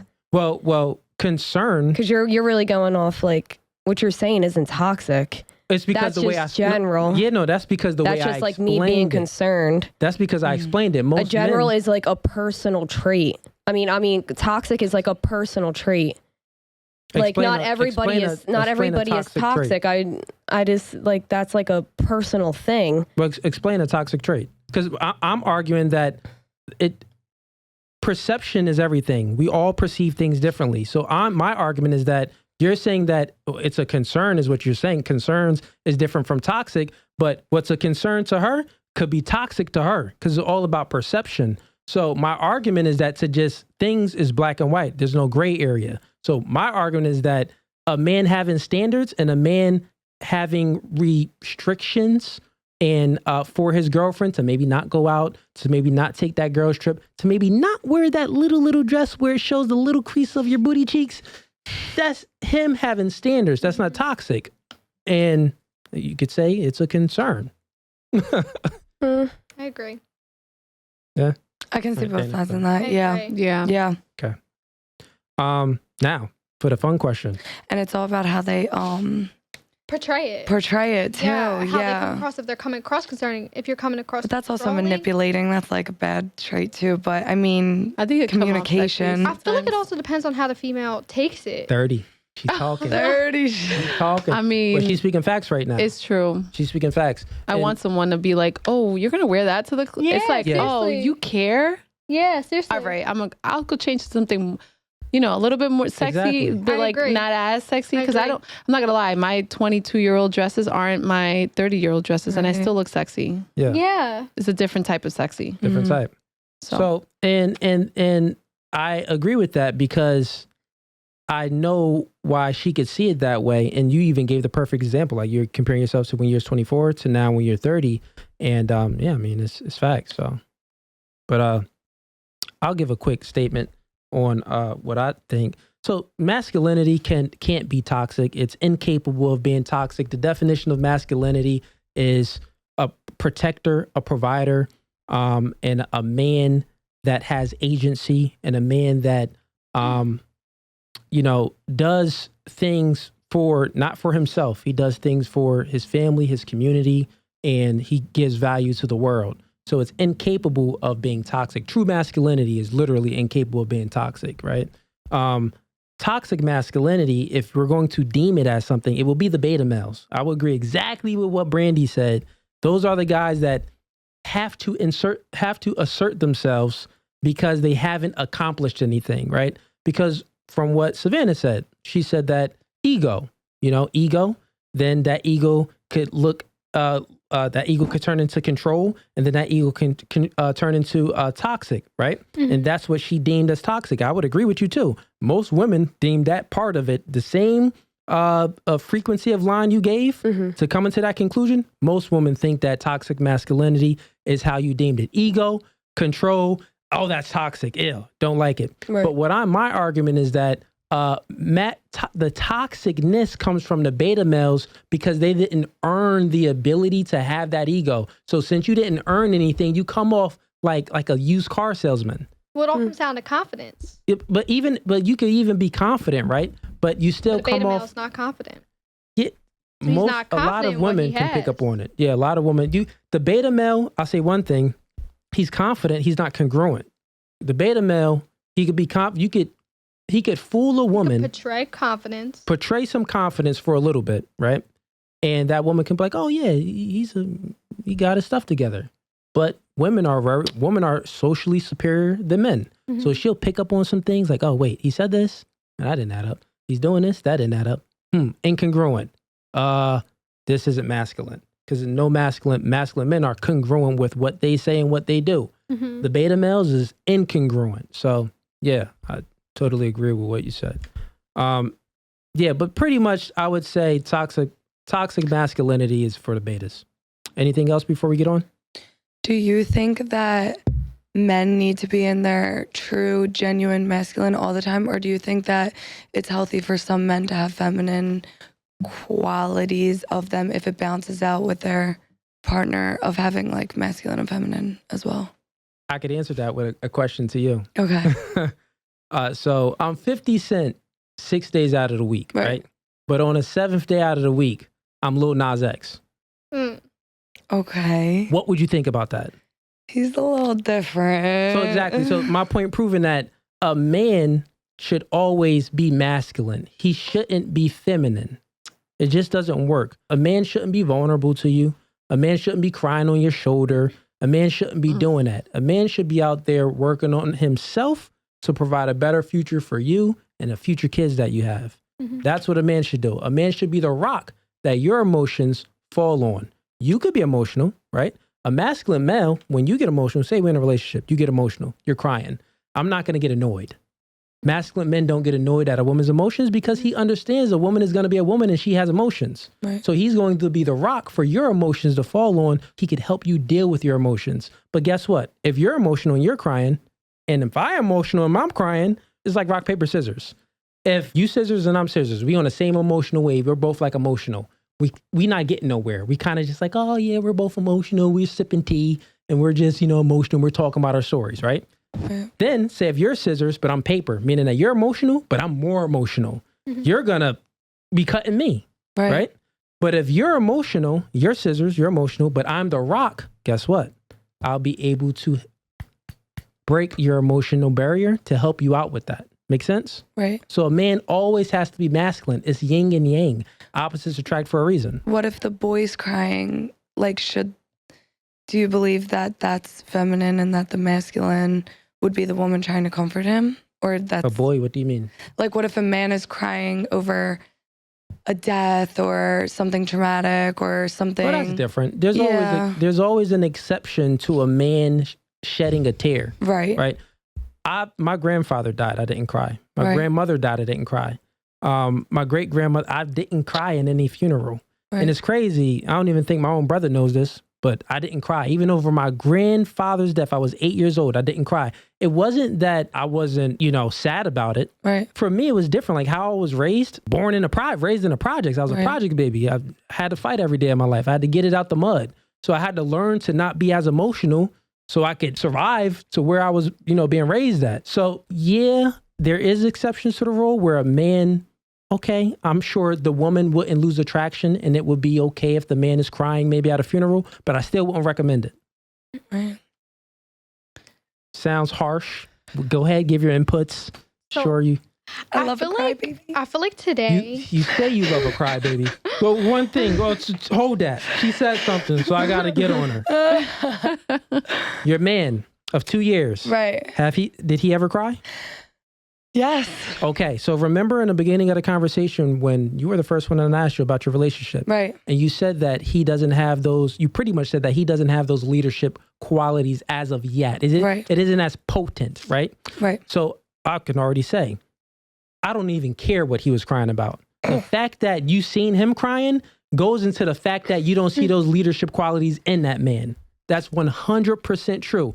Maybe you may not see it in the forefront of your mind, but if you think about it for a little bit, you go home and you think about it, you're going to be like, it was maybe cute, but it was still like, it was like not that secure. It wasn't that security there. Women want to feel secure. Do y'all agree?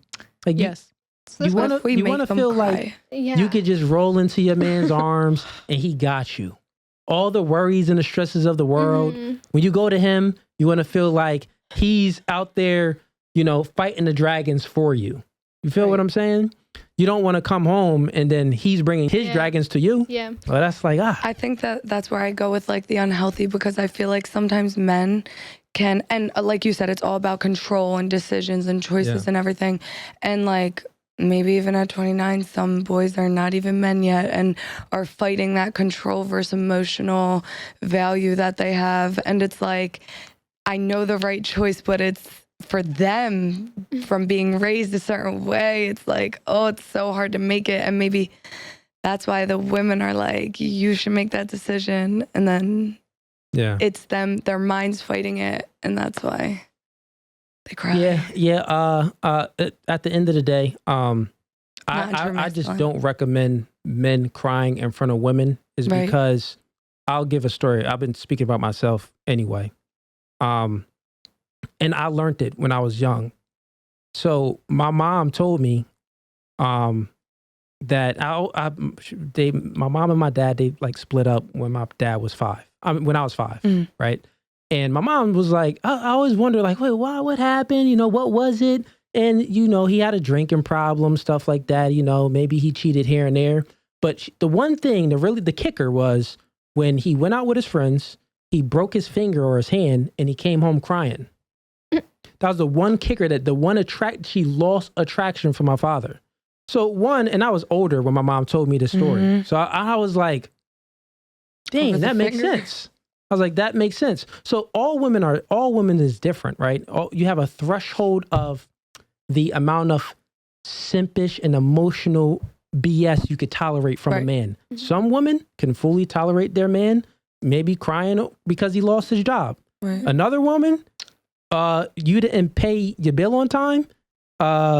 That's like, he don't even gotta cry. It's like, come on, bro, get it together. Right. Like, that's like, where's the security? She'll be like, well, if you can't pay a bill on time, my God, well, what can't you do this on time? You know what I'm saying? That's like so it all comes with security. So a man lacking in those leadership capabilities, like you said, crying is very involved in that because it shows no emotional stability. You know what I'm saying?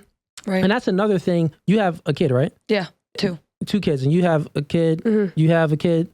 So like, and you two ladies, right? Say if you're dating a guy, because you're the single ones. I'm sure one of the qualities that you look for in a guy is a man has emotional, what y'all would say, intelligence, emotional control. Because you know, if he shows a little bit of that he doesn't have emotional control, that's not a future. You can't be around my kid. Right. I don't even introduce. I mean, my daughter has not met any person. I've only dated one guy after two. But never not good enough to meet my daughter. Yeah. Period. On the same time.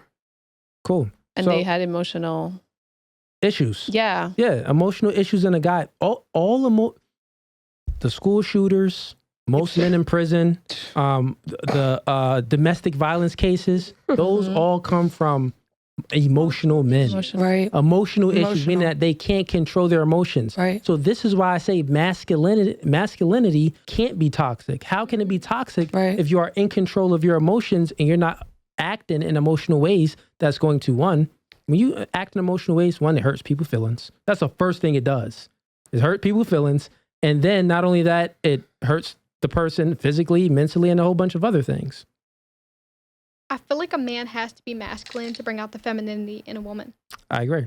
I feel like each sex has their role, and I feel like I, as the woman, should be able to be feminine. I feel like I can't be feminine if I'm trying to be the masculine because you're not masculine enough. Facts. I want to be able to feel feminine. I want to be able to feel like, you know what I mean? Yeah, that's just what I have to say about that. No, I agree. I think, a masculine male allows the woman to let down her guard. You're not comfortable enough until you're allowed to feel your full feminine around a man. Facts. And if you felt in your full feminine where you could just trust that man, when I asked you that question, it would have been different. You would have been like, oh, if he got on one knee now, yes, baby, yes. Oh, yes. I was waiting for you to ask. But since that nigga ain't that masculine and he don't have those leadership capabilities, you like, well, I'll say yeah, but we'll have a long engagement. It's like, I don't know. I feel like it really comes down to that because I'm a very independent type of woman. So it's like, I know if a man's making me feel feminine, there's a reason for that. Like, it lets me let down my guard a little bit because I'm very, I'm very independent. So it's like when it comes down to if somebody shows me they're masculine, I'm gonna let my guard down a little bit because I feel safe with you. Feel safe. And I feel like it takes that equal balance of me being feminine and you being masculine to make it work. Yeah. Before I get to the next question, anyone else? No? Okay, cool. Starting with Dana. Dana, do you think here's same question, but now it's on the females. Okay. Do you think toxic femininity is more likely to come from a masculine woman or a feminine woman? I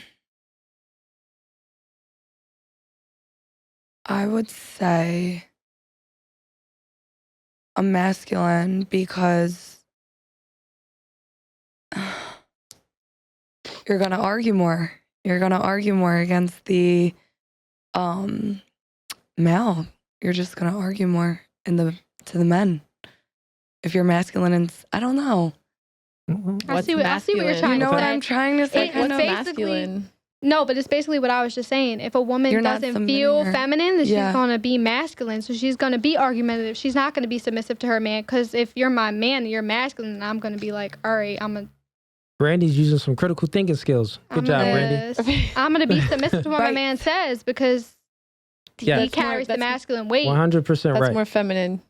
It feels feminine to like be kind of like, and I'm not trying to sound like, but it kind of goes with the way I was raised. It's just like, I feel like I should be more submissive. Yeah, what Brandi is saying, she's saying that if the male is more masculine, is then going you should to be allow, more submissive. No, it's automatically going to allow the woman to get feel in her feminine and embrace her feminine right? energy. But then she's saying that if the woman is masculine, is obviously because the guy is not feminine. being masculine. Not being You're masculine. gonna feel like you have to overpower him because he's not allowing you to feel your femininity. Like I feel that. Yeah. Yeah, you took what I was gonna say at the end. Yeah. But good job. See, you watch the podcast, don't you? She watched the podcast. No, I'm just. Yeah. So, what's your answer on that? Which one do you think? I would say masculine. Okay, so you think that the masculine would be more toxic? Be more toxic. Yeah, because they have. So, but the question is, do you think toxic femininity is more likely to come from a masculine woman or a feminine? Okay, so you're saying it's more likely to come from a masculine woman. Got it. If you're talking to a purely genuine alpha man. Oh, okay, so it needs to be an alpha male. Yes. I got you. What about you, Savannah? May I ask it again? No, I heard you. I don't know. I mean, people just toxic in general. Like, I don't really think it really fucking matters if you're asking me. I mean, everyone has their own toxic traits. I don't think just because I'm a little bit more masculine, I have more reason to be toxic. Well, no, that's not the question. I know. I feel you. Where would it come from more? I mean, it really just depends on the person. I mean, I don't think it has to do, I'm like this, I'm more toxic, I'm like this, so I'm more, like, I don't know. I think it depends on the person. But the probability, like, so if you were taking a test, right, and it was a question, and it's like, do you think, is it 60-40 on the feminine or 60-40 on the masculine? Like, for you to get the answer right, where would you go with? That's what I'm saying. Because, it's a general question. We all know it depends on a person or a situation. Yeah. But generally speaking, do you think toxic femininity is more likely to come from a masculine woman or a feminine woman? Probably masculine. Because she probably been through some shit that had to make her that way. Mm-hmm. So dealing forward with other relationships, probably has some toxic traits like on trigger. So, I mean, I think it's 50-50. I think it depends on the person. I don't think there's no answer to that, if I'm being honest. Yeah. I think those questions are kind of stupid because I really think it depends on the person. I mean, you're asking one or the other. I think it. Do you think a feminine woman is toxic? Because that's what it is. Like, no, she can be feminine and be toxic. I mean, like, how can she? Well, I'll ask you a question. How? I mean, I already said masculine. I would, if I had to choose, I would say that. I already said that. But. So, what do you think a feminine woman is? Oh, that was my next question. Yeah. Well, for everyone. For everyone too. I don't know. Very submissive. Very. Yes to a man. No matter, like, I don't really know. I'll give a general. Yeah, go ahead. I feel like a woman is born submissive. I feel like it's the men in our lives that make us masculine. If you have a toxic father or you have a toxic male figure in your life, you're going to become masculine because that man wasn't masculine for you. I agree. Brandy's spitting. She's you're going to become masculine. Yes. Because you never allowed a man to make you feel feminine. So that's why, yeah. No Fugazee. Yeah. Hey, that was no Fugazee, Brandi. That was no Fugazee. That was no Fugazee. So, yeah, I totally agree with that. Mm-hmm. So, like I was saying, pretty much, like, a pure feminine woman, she's incapable, just like a pure masculine man, just like he's incapable of being toxic. The pure feminine woman, she's incapable of being toxic because femininity is about nurturing. It's about caring. It's about, a feminine woman doesn't put herself first. She looks after the community. You know what I'm saying? It's the same, it's the opposite of masculinity, but with a different to it. Get what I'm saying? It's a different, it's a different touch to it. The masculinity is going to protect and provide. The femininity is going to turn a house into a home. The femininity is going to turn, maybe a man that's operating at 99% with her femininity nature is going, allow him that ability to operate at 110%. You feel what I'm saying? So it's going to just move give your man forward. confidence. Gonna give your man confidence to embrace your femininity. It moves the world forward. Like that. Go ahead. I feel like also a masculine woman can also do that. Give them 110%. Because I'm like 50-50, but the masculinity woman of me is more of a turn on. I feel like. But a man doesn't want to be emasculated. And a man doesn't want to be in competition with his woman. So if he feels I don't think it's competition because I'm saying 50-50. There's 50 masculinity. So you 50 Cent and then you Lil Nas X? Yeah, I'm a little bit of both because like I can hold mine. I can have a happy home and not be submissive, and I can also be submissive. A lot of women run themselves into the ground trying to be masculine. I'm not running myself to the ground. I'm not saying you are. I feel like until you allow a man to let you feel feminine, I feel like. And yes, you're right. It all comes with choosing the right man. That is true. I like that. That's all I'm trying to say. Yeah, pretty much. Because you choose the right guy, he's going to. You're not even going to question. You're not going to try to be masculine. You just going to automatically be like, well, life is a little bit much breezy. Breezy. Yeah, it's not that stressful anymore. Mm-hmm. So. Or you're just going to put yourself through it for a couple years. We all go through that. Until we all go through that. Yeah. Oh, to you. Same question. You two answered. So question is, do you think toxic femininity is more likely to come from a masculine woman or a feminine woman? Like I said earlier, I think. Come on, Brad. You like Savannah? I think it's like what the fuck does that mean? I think it's 50-50. I said what I said. I think it's like 50-50. 50-50? Yeah. Okay. So, all right. So 50-50. Why do you think it's 50-50? Because like I said, the woman can be also submissive, and then also have. Like they can hold their ground, I feel like. So okay, so I'll go back to her. All right, so this is what I'm saying, right? Okay. So you in agreement that a feminine woman, like the top, are you in agreement that a feminine woman can't really be toxic then? No, they can be toxic. Okay. I feel like they could be toxic. You just think that. Obviously, okay, so I'll say this. So y'all can understand, right? So masculinity and femininity is just it's just energies. Men, we take it on. Females, they take it on too. It's intersexual. You know what I mean? A man could be masculine in one situation and kind of vulnerable in another situation. Okay. And a female as well, right? So I think that's how y'all looking at it, and y'all looking at it like, oh, it's either way, because of you possess me. both, but it's the one that you embrace. Yeah, exactly what she said. You possess both, but it's the one that you embrace. So it's all about which one you choose to embrace. Which one you choose to embrace? Are you embracing like a woman that's embracing femininity? She's incapable of being toxic? Tell me a truly feminine woman that could be toxic. I'm trying to put in an example, and I can't. Exactly, because when you think about the true femininity, all my friends are I have feminine women and also masculine women, or 50-50. I don't have one or the other that I can think of in the top of my head. So this is for to make sense. We're talking about in a relationship, not just in a world. No, that's what I mean. Yeah, in a relationship. Okay, so still 50-50. All right, cool. Well, yeah. I would be saying the same thing I said to Savannah than I said to you. So I guess y'all agree. Cool. No worries. Do you think their relationship would be harder if there was that masculinity in it? Yeah. a female being masculine. Yeah. I think that holds boundaries. Okay, so Difference between boundaries and a woman being masculine. You can have boundaries as a woman and still like possess Mike. your feminine energy. Because saying it a certain way. Yeah. How you Okay. communicate it. Making a man respect you. He's yeah, gonna ask be the more question again. Do you think a relationship like between a man and a woman would still work if the woman possessed the masculinity traits? No, it's No. gonna fail. Yeah.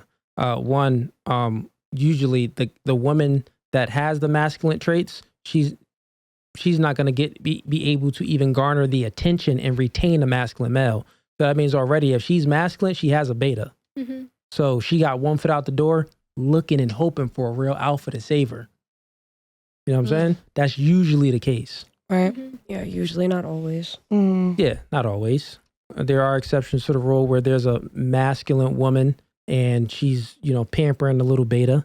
But normally, guess what? Normally, I don't see any 22-year-olds, 23-year-olds pampering any betas. Right. Normally, when a woman's sexual market value is at its highest, she has more choice, so she's not choosing those betas. She's going to choose an alpha. When a woman is 40 and she lost all her value and she's like, oh, well, what's the pick of the litter? I can't even, guys don't even approach me to pay for my drinks. I got to buy my own drinks at the club. Then she starts to realize, well, All take the a beta. betas I passed up. Let me take a beta. Yeah. Might as well take a beta. So, yeah. Go ahead. Same question to you.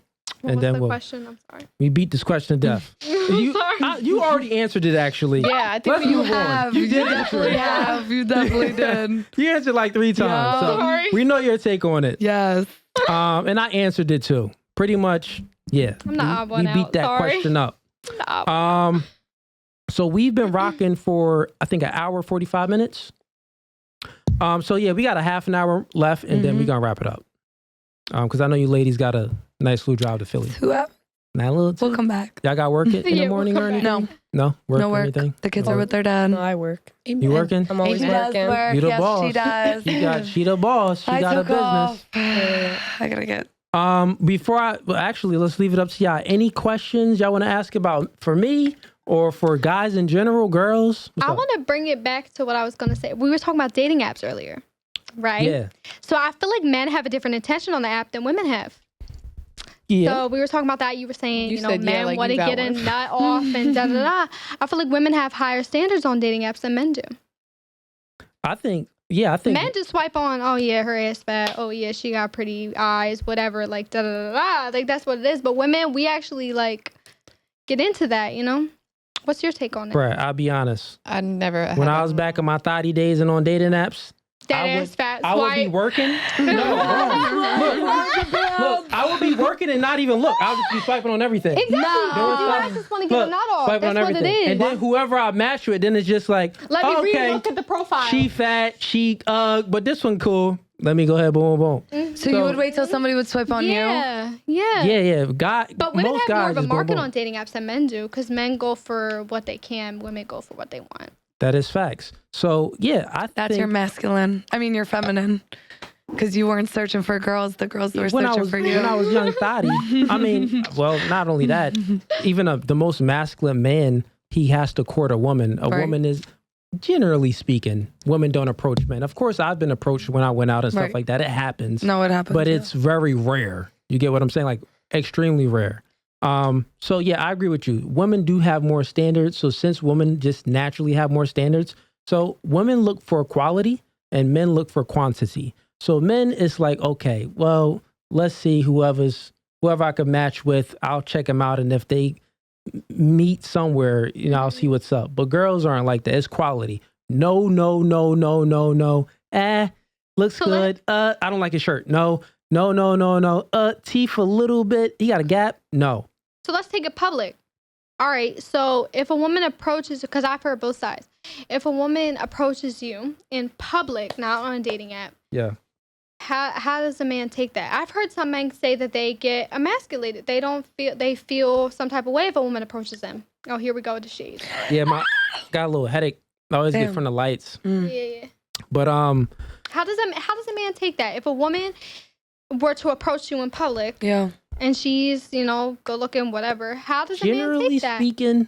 Generally speaking, I would say. Is that like, I don't want to talk to her, or, oh, she's, so generally speaking, if a girl approaches a man, well, one, the truth is that if the girl approaches a man, he's usually a man of some type of value, meaning that he has some he's displaying status in some way. What if the man's just good looking? Well, that's the thing. Well, that's status. If he's then finish.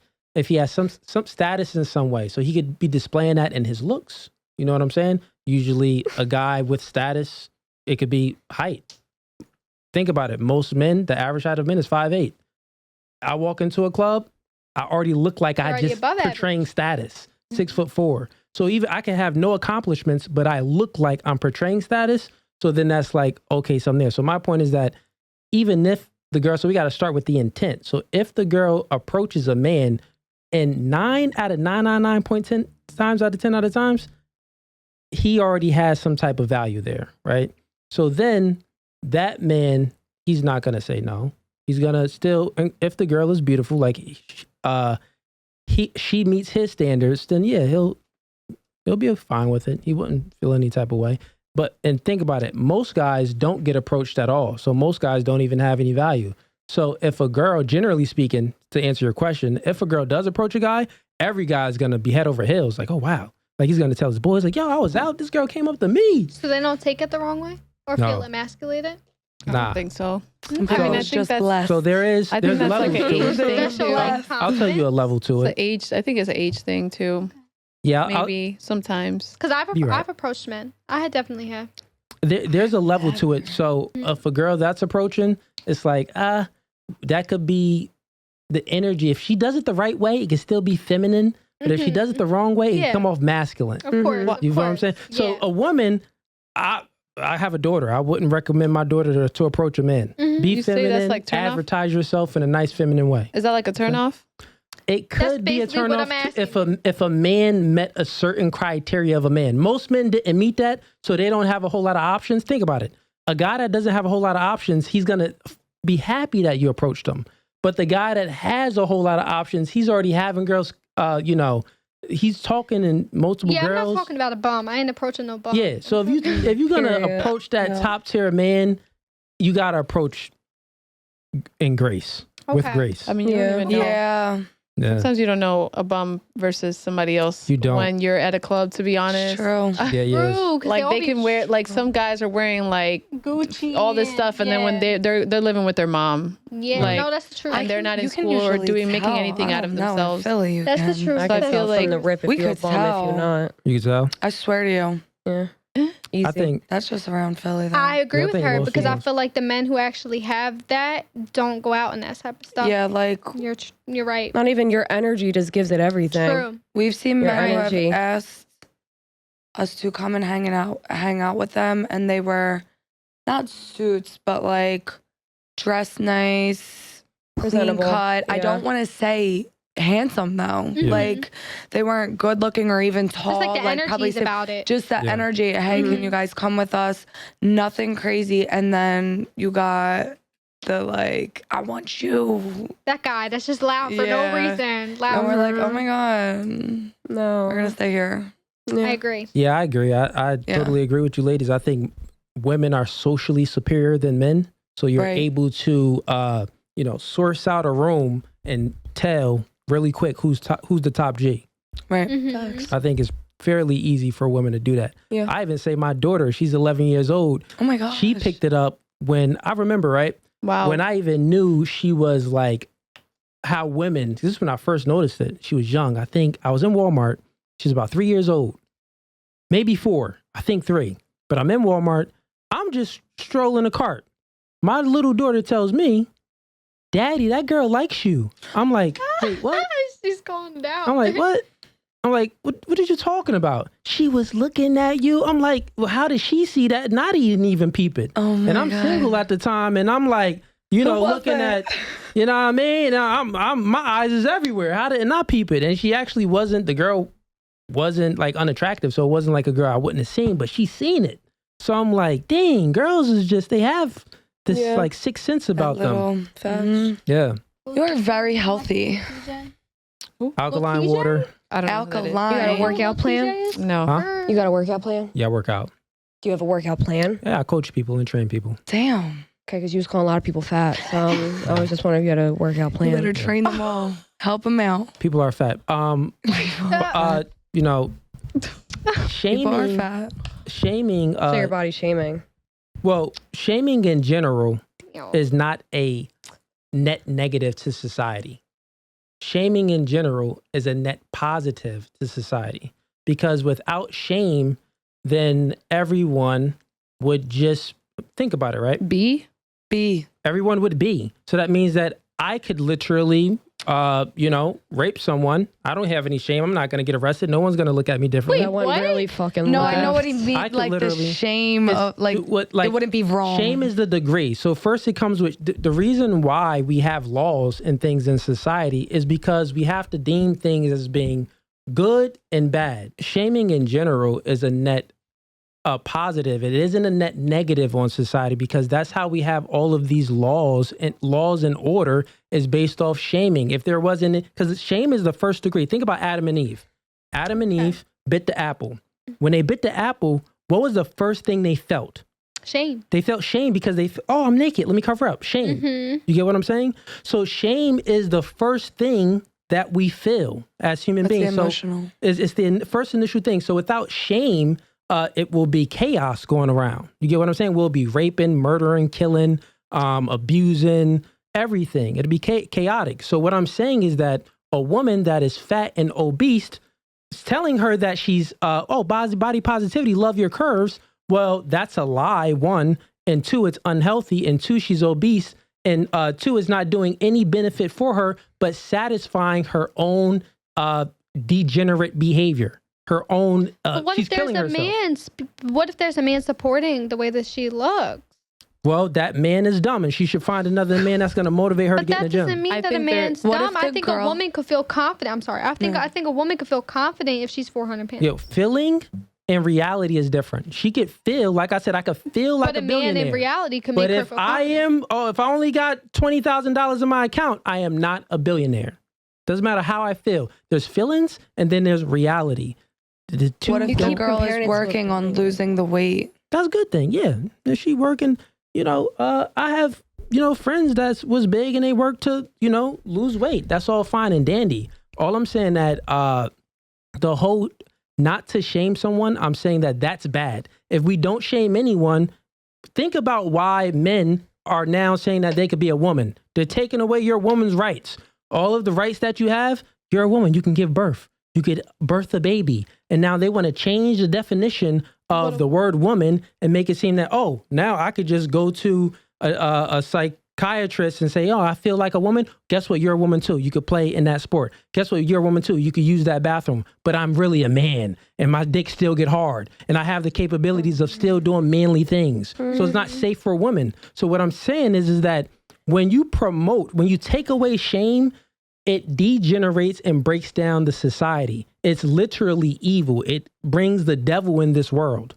That is facts. Wow. I With can see what shame, you're What saying. the I can see what you're saying from a biblical Okay, so how it doesn't- standpoint. I'm sorry. how doesn't it? Fuck. Okay, so think about it. The If Adam and Eve bit the devil, apple and they didn't the feel fuck? shame, all human beings would all be walking around naked. So that means that I'll be seeing you naked right now and my dick would be hard. I'll be seeing her naked right now. My dick would be hard because it's natural in men to just get boners when we see a beautiful woman. So that means that shame had to come from them biting the apple. God made it. Say, hey, if you bite this apple, you'll have knowledge. Knowledge, all access to all the knowledge. So guess what? You'll be able to feel certain things. Okay. So it's in us. God gave us shame for a reason. Okay. Shame for us and shame for other people. Like, hey, what you doing is shameful. You should not kill that person, right? If I kill someone, I will feel shame too. Think about it. A person that went to jail for a parking ticket and a person that went to jail for killing someone, the person that went to jail for a parking ticket is pissed off like, I gotta freaking do this time for a freaking parking ticket. The person that went to jail for killing someone, they're like, They're well, depressed.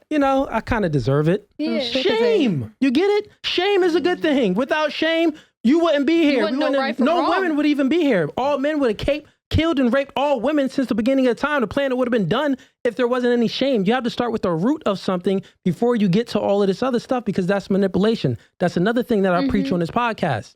Manipulation is very simple. You can manipulate yourself and you can manipulate other people. Manipulation only happens when you focus on the effect instead of focus on the cause, because the effects is here.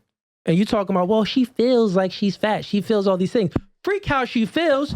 The cause is that she's unhealthy. The cause is that she's going to die early. The cause is that them niggas really don't love her. They're just low value dudes telling her whatever to get some little box. That's the facts. So I agree a little bit. Because I feel like, yeah, no, that's yeah. The way America is running right now, even with mental health, like, you know, and we're like one of the biggest countries for obese people. It's crazy. We are. And we are. It's like, what are we doing about it? It's like, because body positivity is like, think about it, right? I feel like there's no medium though. There's no medium. Body positive, then that's what now, matters. it isn't about rude. It's totally different, right?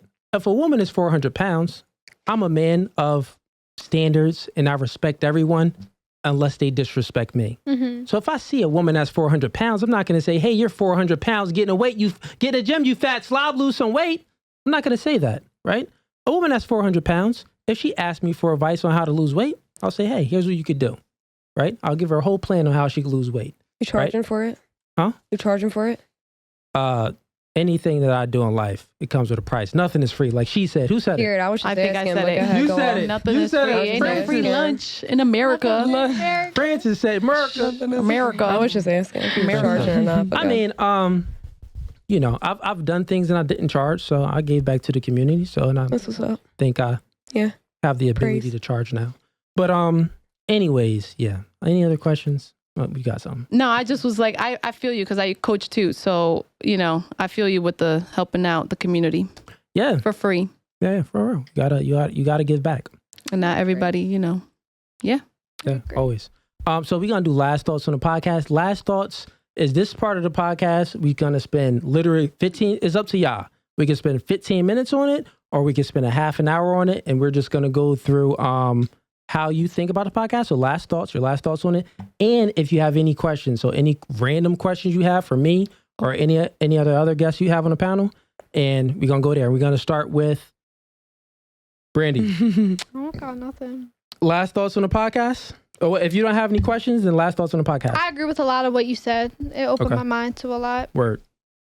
That's all. Okay. Would you come back on the podcast? Yeah. Word. For Love sure. to have you back. For sure.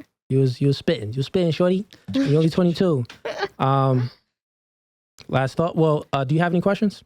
I don't know. I don't think so. Okay, cool. Does income matter?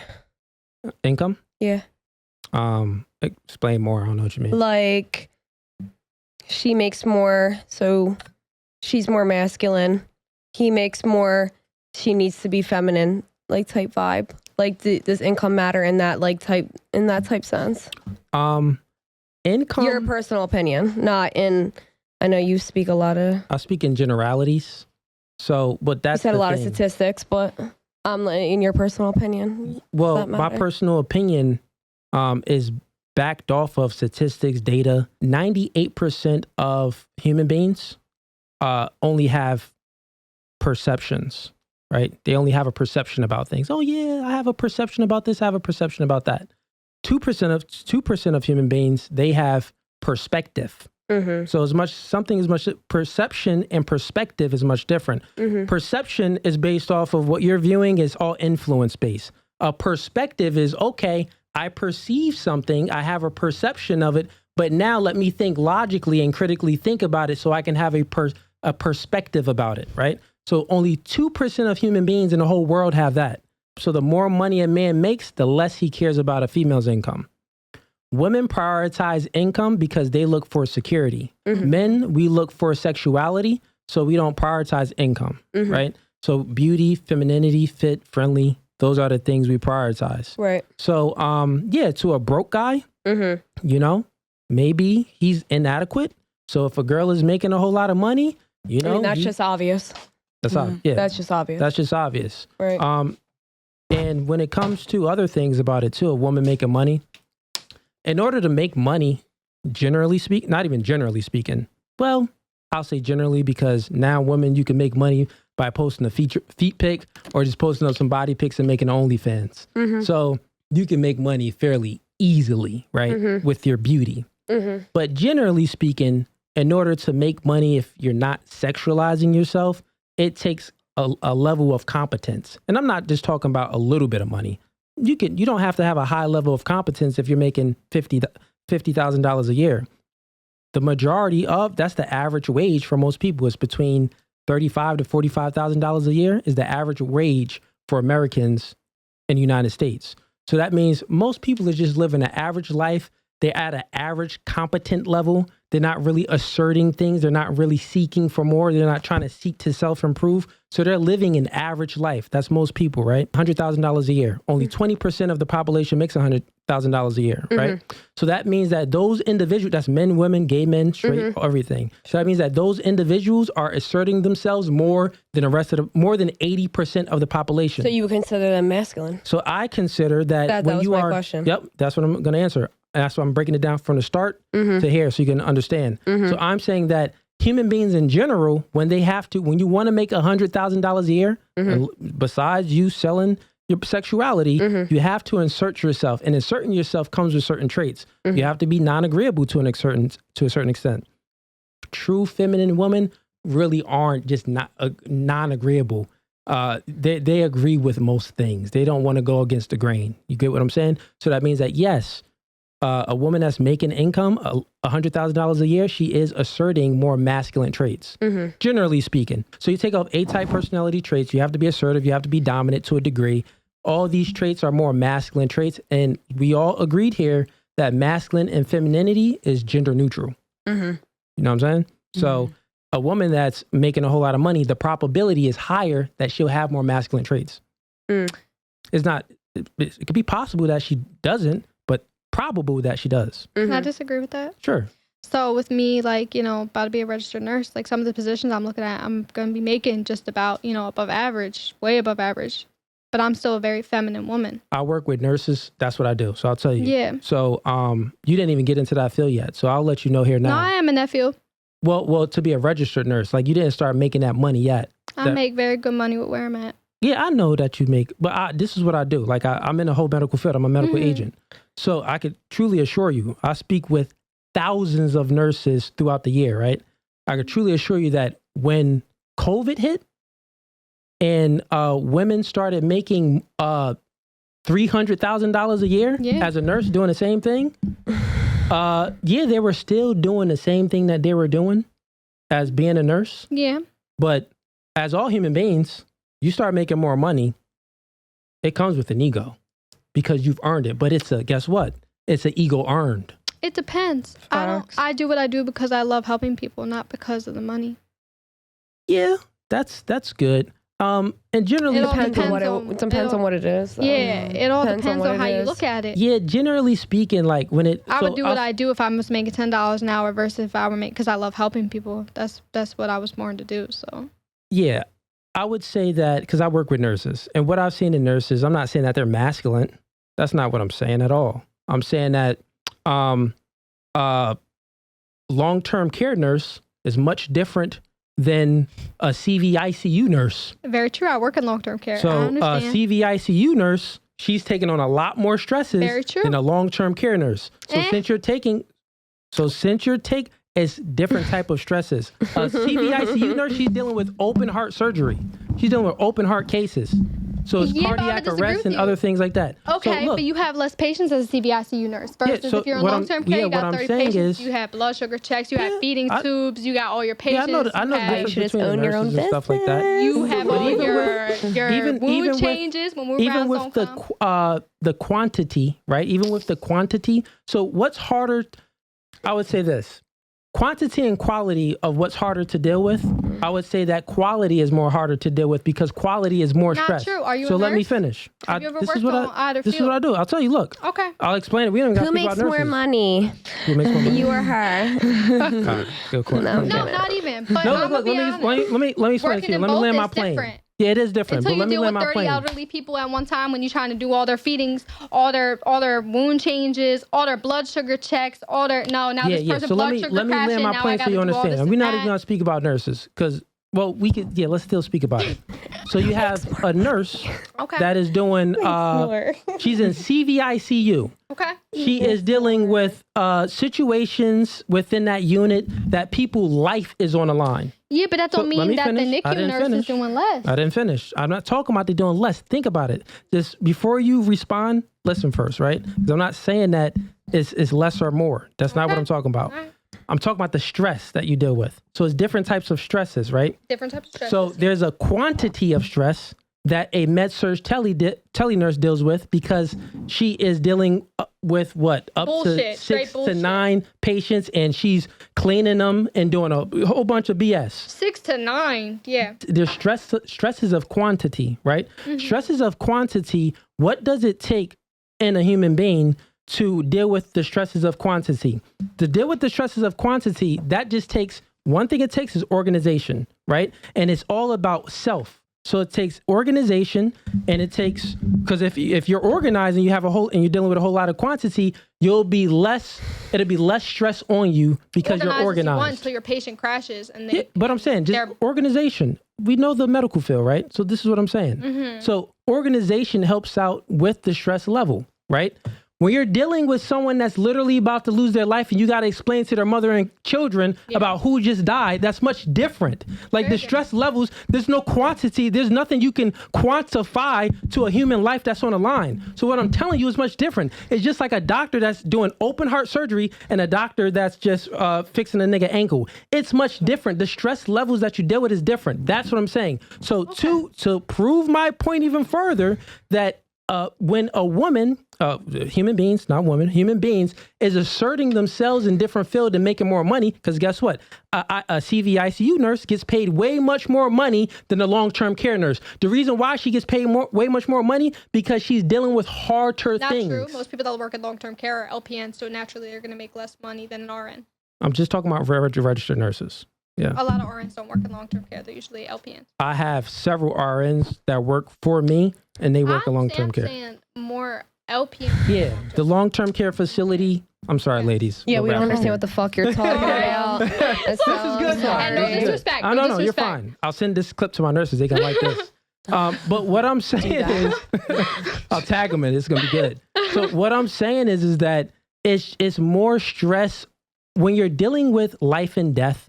That's stress that you can't quantify. You can't you're going to be stressed, right? Understood. When you're dealing with quantity, well, okay, let me see if I could do something to lessen my stress. Let me be more, it's things that you could do is what I'm saying. Let me be more organized. Let me communicate better. Let me do this better. You know, it's so many things that you could do to help out with the quantity.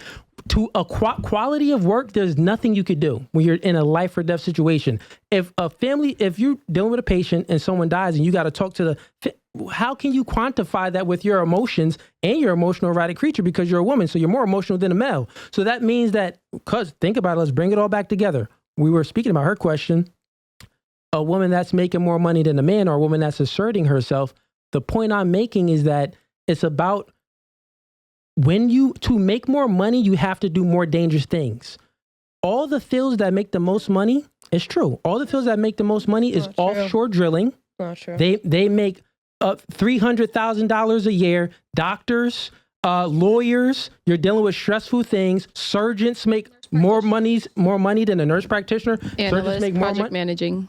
What'd you say? Analysts and project managing. Yeah. So STEM, science, technology, math, and engineering is the fields in America that pays the most, because those are the fields that literally builds and runs the infrastructure of America, yep. Right? So those fields pay more. So what I'm saying is that if you're in one of those fields, or any field that you have to have a higher level of competence, you have to assert yourself more. So you're taking on more stress. So what I'm saying is that a woman that's out, earning a whole lot, and she's not using her sexuality to earn that money, she's going to be, the probability is extremely high that she'll be more masculine. That's what I'm saying. It's facts. Oh. I want to agree to disagree, because I'm very feminine. Okay, I got my John. It's off beat. I gotta get better. I gotta. Yeah, it was really bad. I heard a whole bunch of brand nothing. new. It's brand new. I just got them. I got the buttons. I just got them. But good. I like that conversation. Where were we? Oh, Thank- you. Wait. Oh, Yeah. wait. No, we didn't finish No that. comments. Wait. Too quick. Because we skipped you. Will you come back? No. Wait, you skipped me? No, but you said you don't have any questions. But will you come back on the podcast? I don't think I asked Yes. that. No, yeah, I would love to come back. Okay, perfect. Thanks. I always ask that at the end. Okay. And then for you, Savannah, is that all you had? Any other questions? Yeah, that whole what you just had going Yeah, on. just- threw me yeah, off. Yeah. So, My bad. How'd you like the podcast though? It was cool. Would you come back? Sure. Okay, cool. Other topics, yeah, sure. Yeah. This was just. I only had 2 questions. Everything else was Yeah, kind of we random. had- Nice we and didn't hard. really speak I was out. expecting Y'all more. carried it. talk. I was Nice and expecting hard. more. Y'all That went carried it. fast. This expecting more. Very good Yeah. a panel conversation. that is you actually carried it. Usually, I'm asking a whole lot of questions. Period. But y'all- Yeah. Thank you, Savannah. No, you're Yes. welcome. Dana. Yes. Last thoughts, or do you have any other questions? I know you got something. My smart friend, yeah, of course she does. So many questions. Questions. Not really. I thought you were gonna ask some like, I only asked 2 questions. what was the Yeah, you didn't really ask a lot of whole lot of shit. I don't know. I thought we were gonna get deeper. I than thought what we were got. gonna get so deep. I thought We you were were gonna prepared go for into the like our worst. younger days, and I was like, Yeah. "Whoa, he don't want to hear that." Talk about it. Yeah, we were But preparing we're for the prepared worst. now. Y'all prepared for all the raw stuff? Yeah, we Seriously. didn't Come get back deep. and We didn't get we'll deep get at deeper. all. Seriously. Really I hit thought it was getting a lot the deeper. first Same level. people. But it's just crazy because I feel like when I was younger, obviously I wouldn't agree with you on anything. I'd probably Fuck call no. you stupid and be so mad at Yeah. you. But now that I'm older, I have 2 boys and have kids and all that, I You feel agree like that your boys should be masculine instead of feminine, right? yes, but I also To an extent. want them to like express their emotions now while they're younger so that when they're older they can realize them and control them more. Because they're aware of what they're feeling. And also Yeah. be in If tune in that's- their feelings. I feel like a lot of men are raised to be, you can't cry. You can't play. Right. My nephew's favorite color is pink and he plays with dolls and that's okay. Period. Yeah. Don't look at me. I can't But no, tell. but on Right. Like, I so think now that's okay. on one podcast, It's not, your nephew, so I'm gonna let you breathe. not for no. You just had a family member. I'm gonna let you breathe. So. On one Okay. podcast, and not for nothing, that was probably the first podcast that we had watched because we've been preparing for this. Oh, But thank you, ladies, for Yes. preparing. because I like never that. knew In the what this salon, was every until, single girl walk in and watch that. Yeah. Thank you. So we were just trying to like see what it was about. But on the one, you had said, would you rather have had your son date a boss babe or an average girl? Or maybe average girl wasn't the exact I word. said a boss babe. I said a independent woman that's out there making some of herself, a boss babe, or a woman that's she's still self-sufficient, but she's living So at home. self-sufficient or a boss Yeah. babe. There's really no in between. That was kind of, I don't know. I thought that was an interesting topic as Interesting. well. What do you- Yeah, what's And your it also perspective is on for it? 3 women with children. I think Yeah. that's interesting to know as well. Right. Yeah, what Yeah, did you so- say? What's your perspective on it? Oh, I said boss babe for sure. Yeah. And it's like I said, I ain't disagreeing with what you're saying because in today's society, niggas is weak. Men are more feminine and men aren't asserting themselves to be Yeah, leaders. that's right. Yeah. So the probability actually would be more likely for the woman to be a go-getter so she could be self-sufficient. I always say this, it completely really isn't, Yeah. it's the attitude, I think it is. And that's what I talk about. So the attitude of a boss babe and the attitude of a self-sufficient woman is just different. Like the boss babe, she has this ego about her that is, when in a man's eyes, is masculine, and we're unattractive to anything that's masculine, right? No. Just like you're unattractive. Okay, so if I was That's like saying Jay-Z wasn't attracted to Beyonce. Beyonce's. wait, what? Like, you know what I mean? Like, Yeah, 'cause Jay-Z she's a was a boss. boss. Beyonce's a boss. The type of you proved my point. She No, just not said at it. all. The type of energy that Beyonce so feminine. She sings and dances, and She's a boss But babe. the She's stuff she making says, money. yeah. What you mean? Money isn't an issue. Unless you're comparing Boss her babe to, is like, money to me. I'm Nicki or sorry. We got 2 different definitions then. I don't understand it. Okay, well, Yeah. the money. Well, we got to separate things to critically think about it, right? So I mean, that's with real the life. Boss Babe, Money is real life. well, yeah. Well, Yeah. within the Boss Babe, right? We just went through a whole exercise here that anyone that's making more money, they assert more masculine traits. We know that men aren't attracted to masculine traits, just like females aren't attracted to feminine traits, right? So that's there. So all I'm saying is that it's not about the money, it's about what it took to make the money, right? So that, like Beyonce, she was still in her feminine, but she was getting the bag. She was living out her passion, singing and dancing. She wasn't out there working and figuring out a heart or figuring out how to quantify these mathematics to be an accountant for some firm. That's not a boss babe. That's sufficient. Wait, what? I feel like if you're an accountant at a firm, then you're working for somebody being sufficient. Yeah. You're not I at, mean, like your highest. you working for someone, or if you have your Creating own it. business, of course. I mean, me having your own personally, that business might is not be harder. everyone's else opinion. Yeah, You know, me personally, I don't disagree. that's me. That's a boss babe. My whole point You about working that for clip. yourself. You're not working for nobody else. It's a boss babe. Yeah. Me I agree. personally, but you know, you I might agree. have No, I different, agree with that. and you might be right. You know what I mean? I can agree with Me that. personally, I'm just talking You on mean me. like she's an entrepreneur? She's her own boss. That's what I'm Right. saying. She has employees. I feel what you're saying. That's a boss. Yeah, Boss bitch. that is a boss. But to be a boss, you have to have employees, which means that comes with more stress. You need to be organized. You need to have things in order, and all that comes with more stress. I'm just saying the probability to maintain your femininity, which is attractive to a man, is extremely low for a boss babe. That's what I'm saying. A woman that's self-sufficient out there, she's good, maintaining a good lifestyle. She's more probable to maintain the feminine traits. That's all I'm saying. There's probability versus possibilities. Yeah, I don't believe Are there boss babes out there that's really bosses and feminine? I'm sure there are. 1,000%. Yeah. I'm sure there And my are. son gonna be dating one of those for sure. Anything. But yeah, anything else? Dana, I think that was her question. You had a question? No, that was really it. We thought, yeah. About the watching the podcast and thinking that.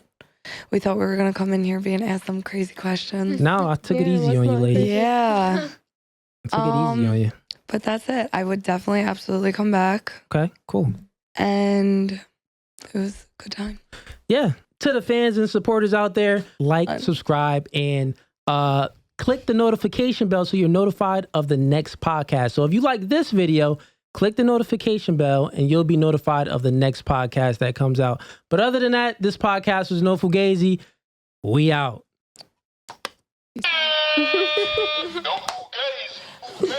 We out. Funny.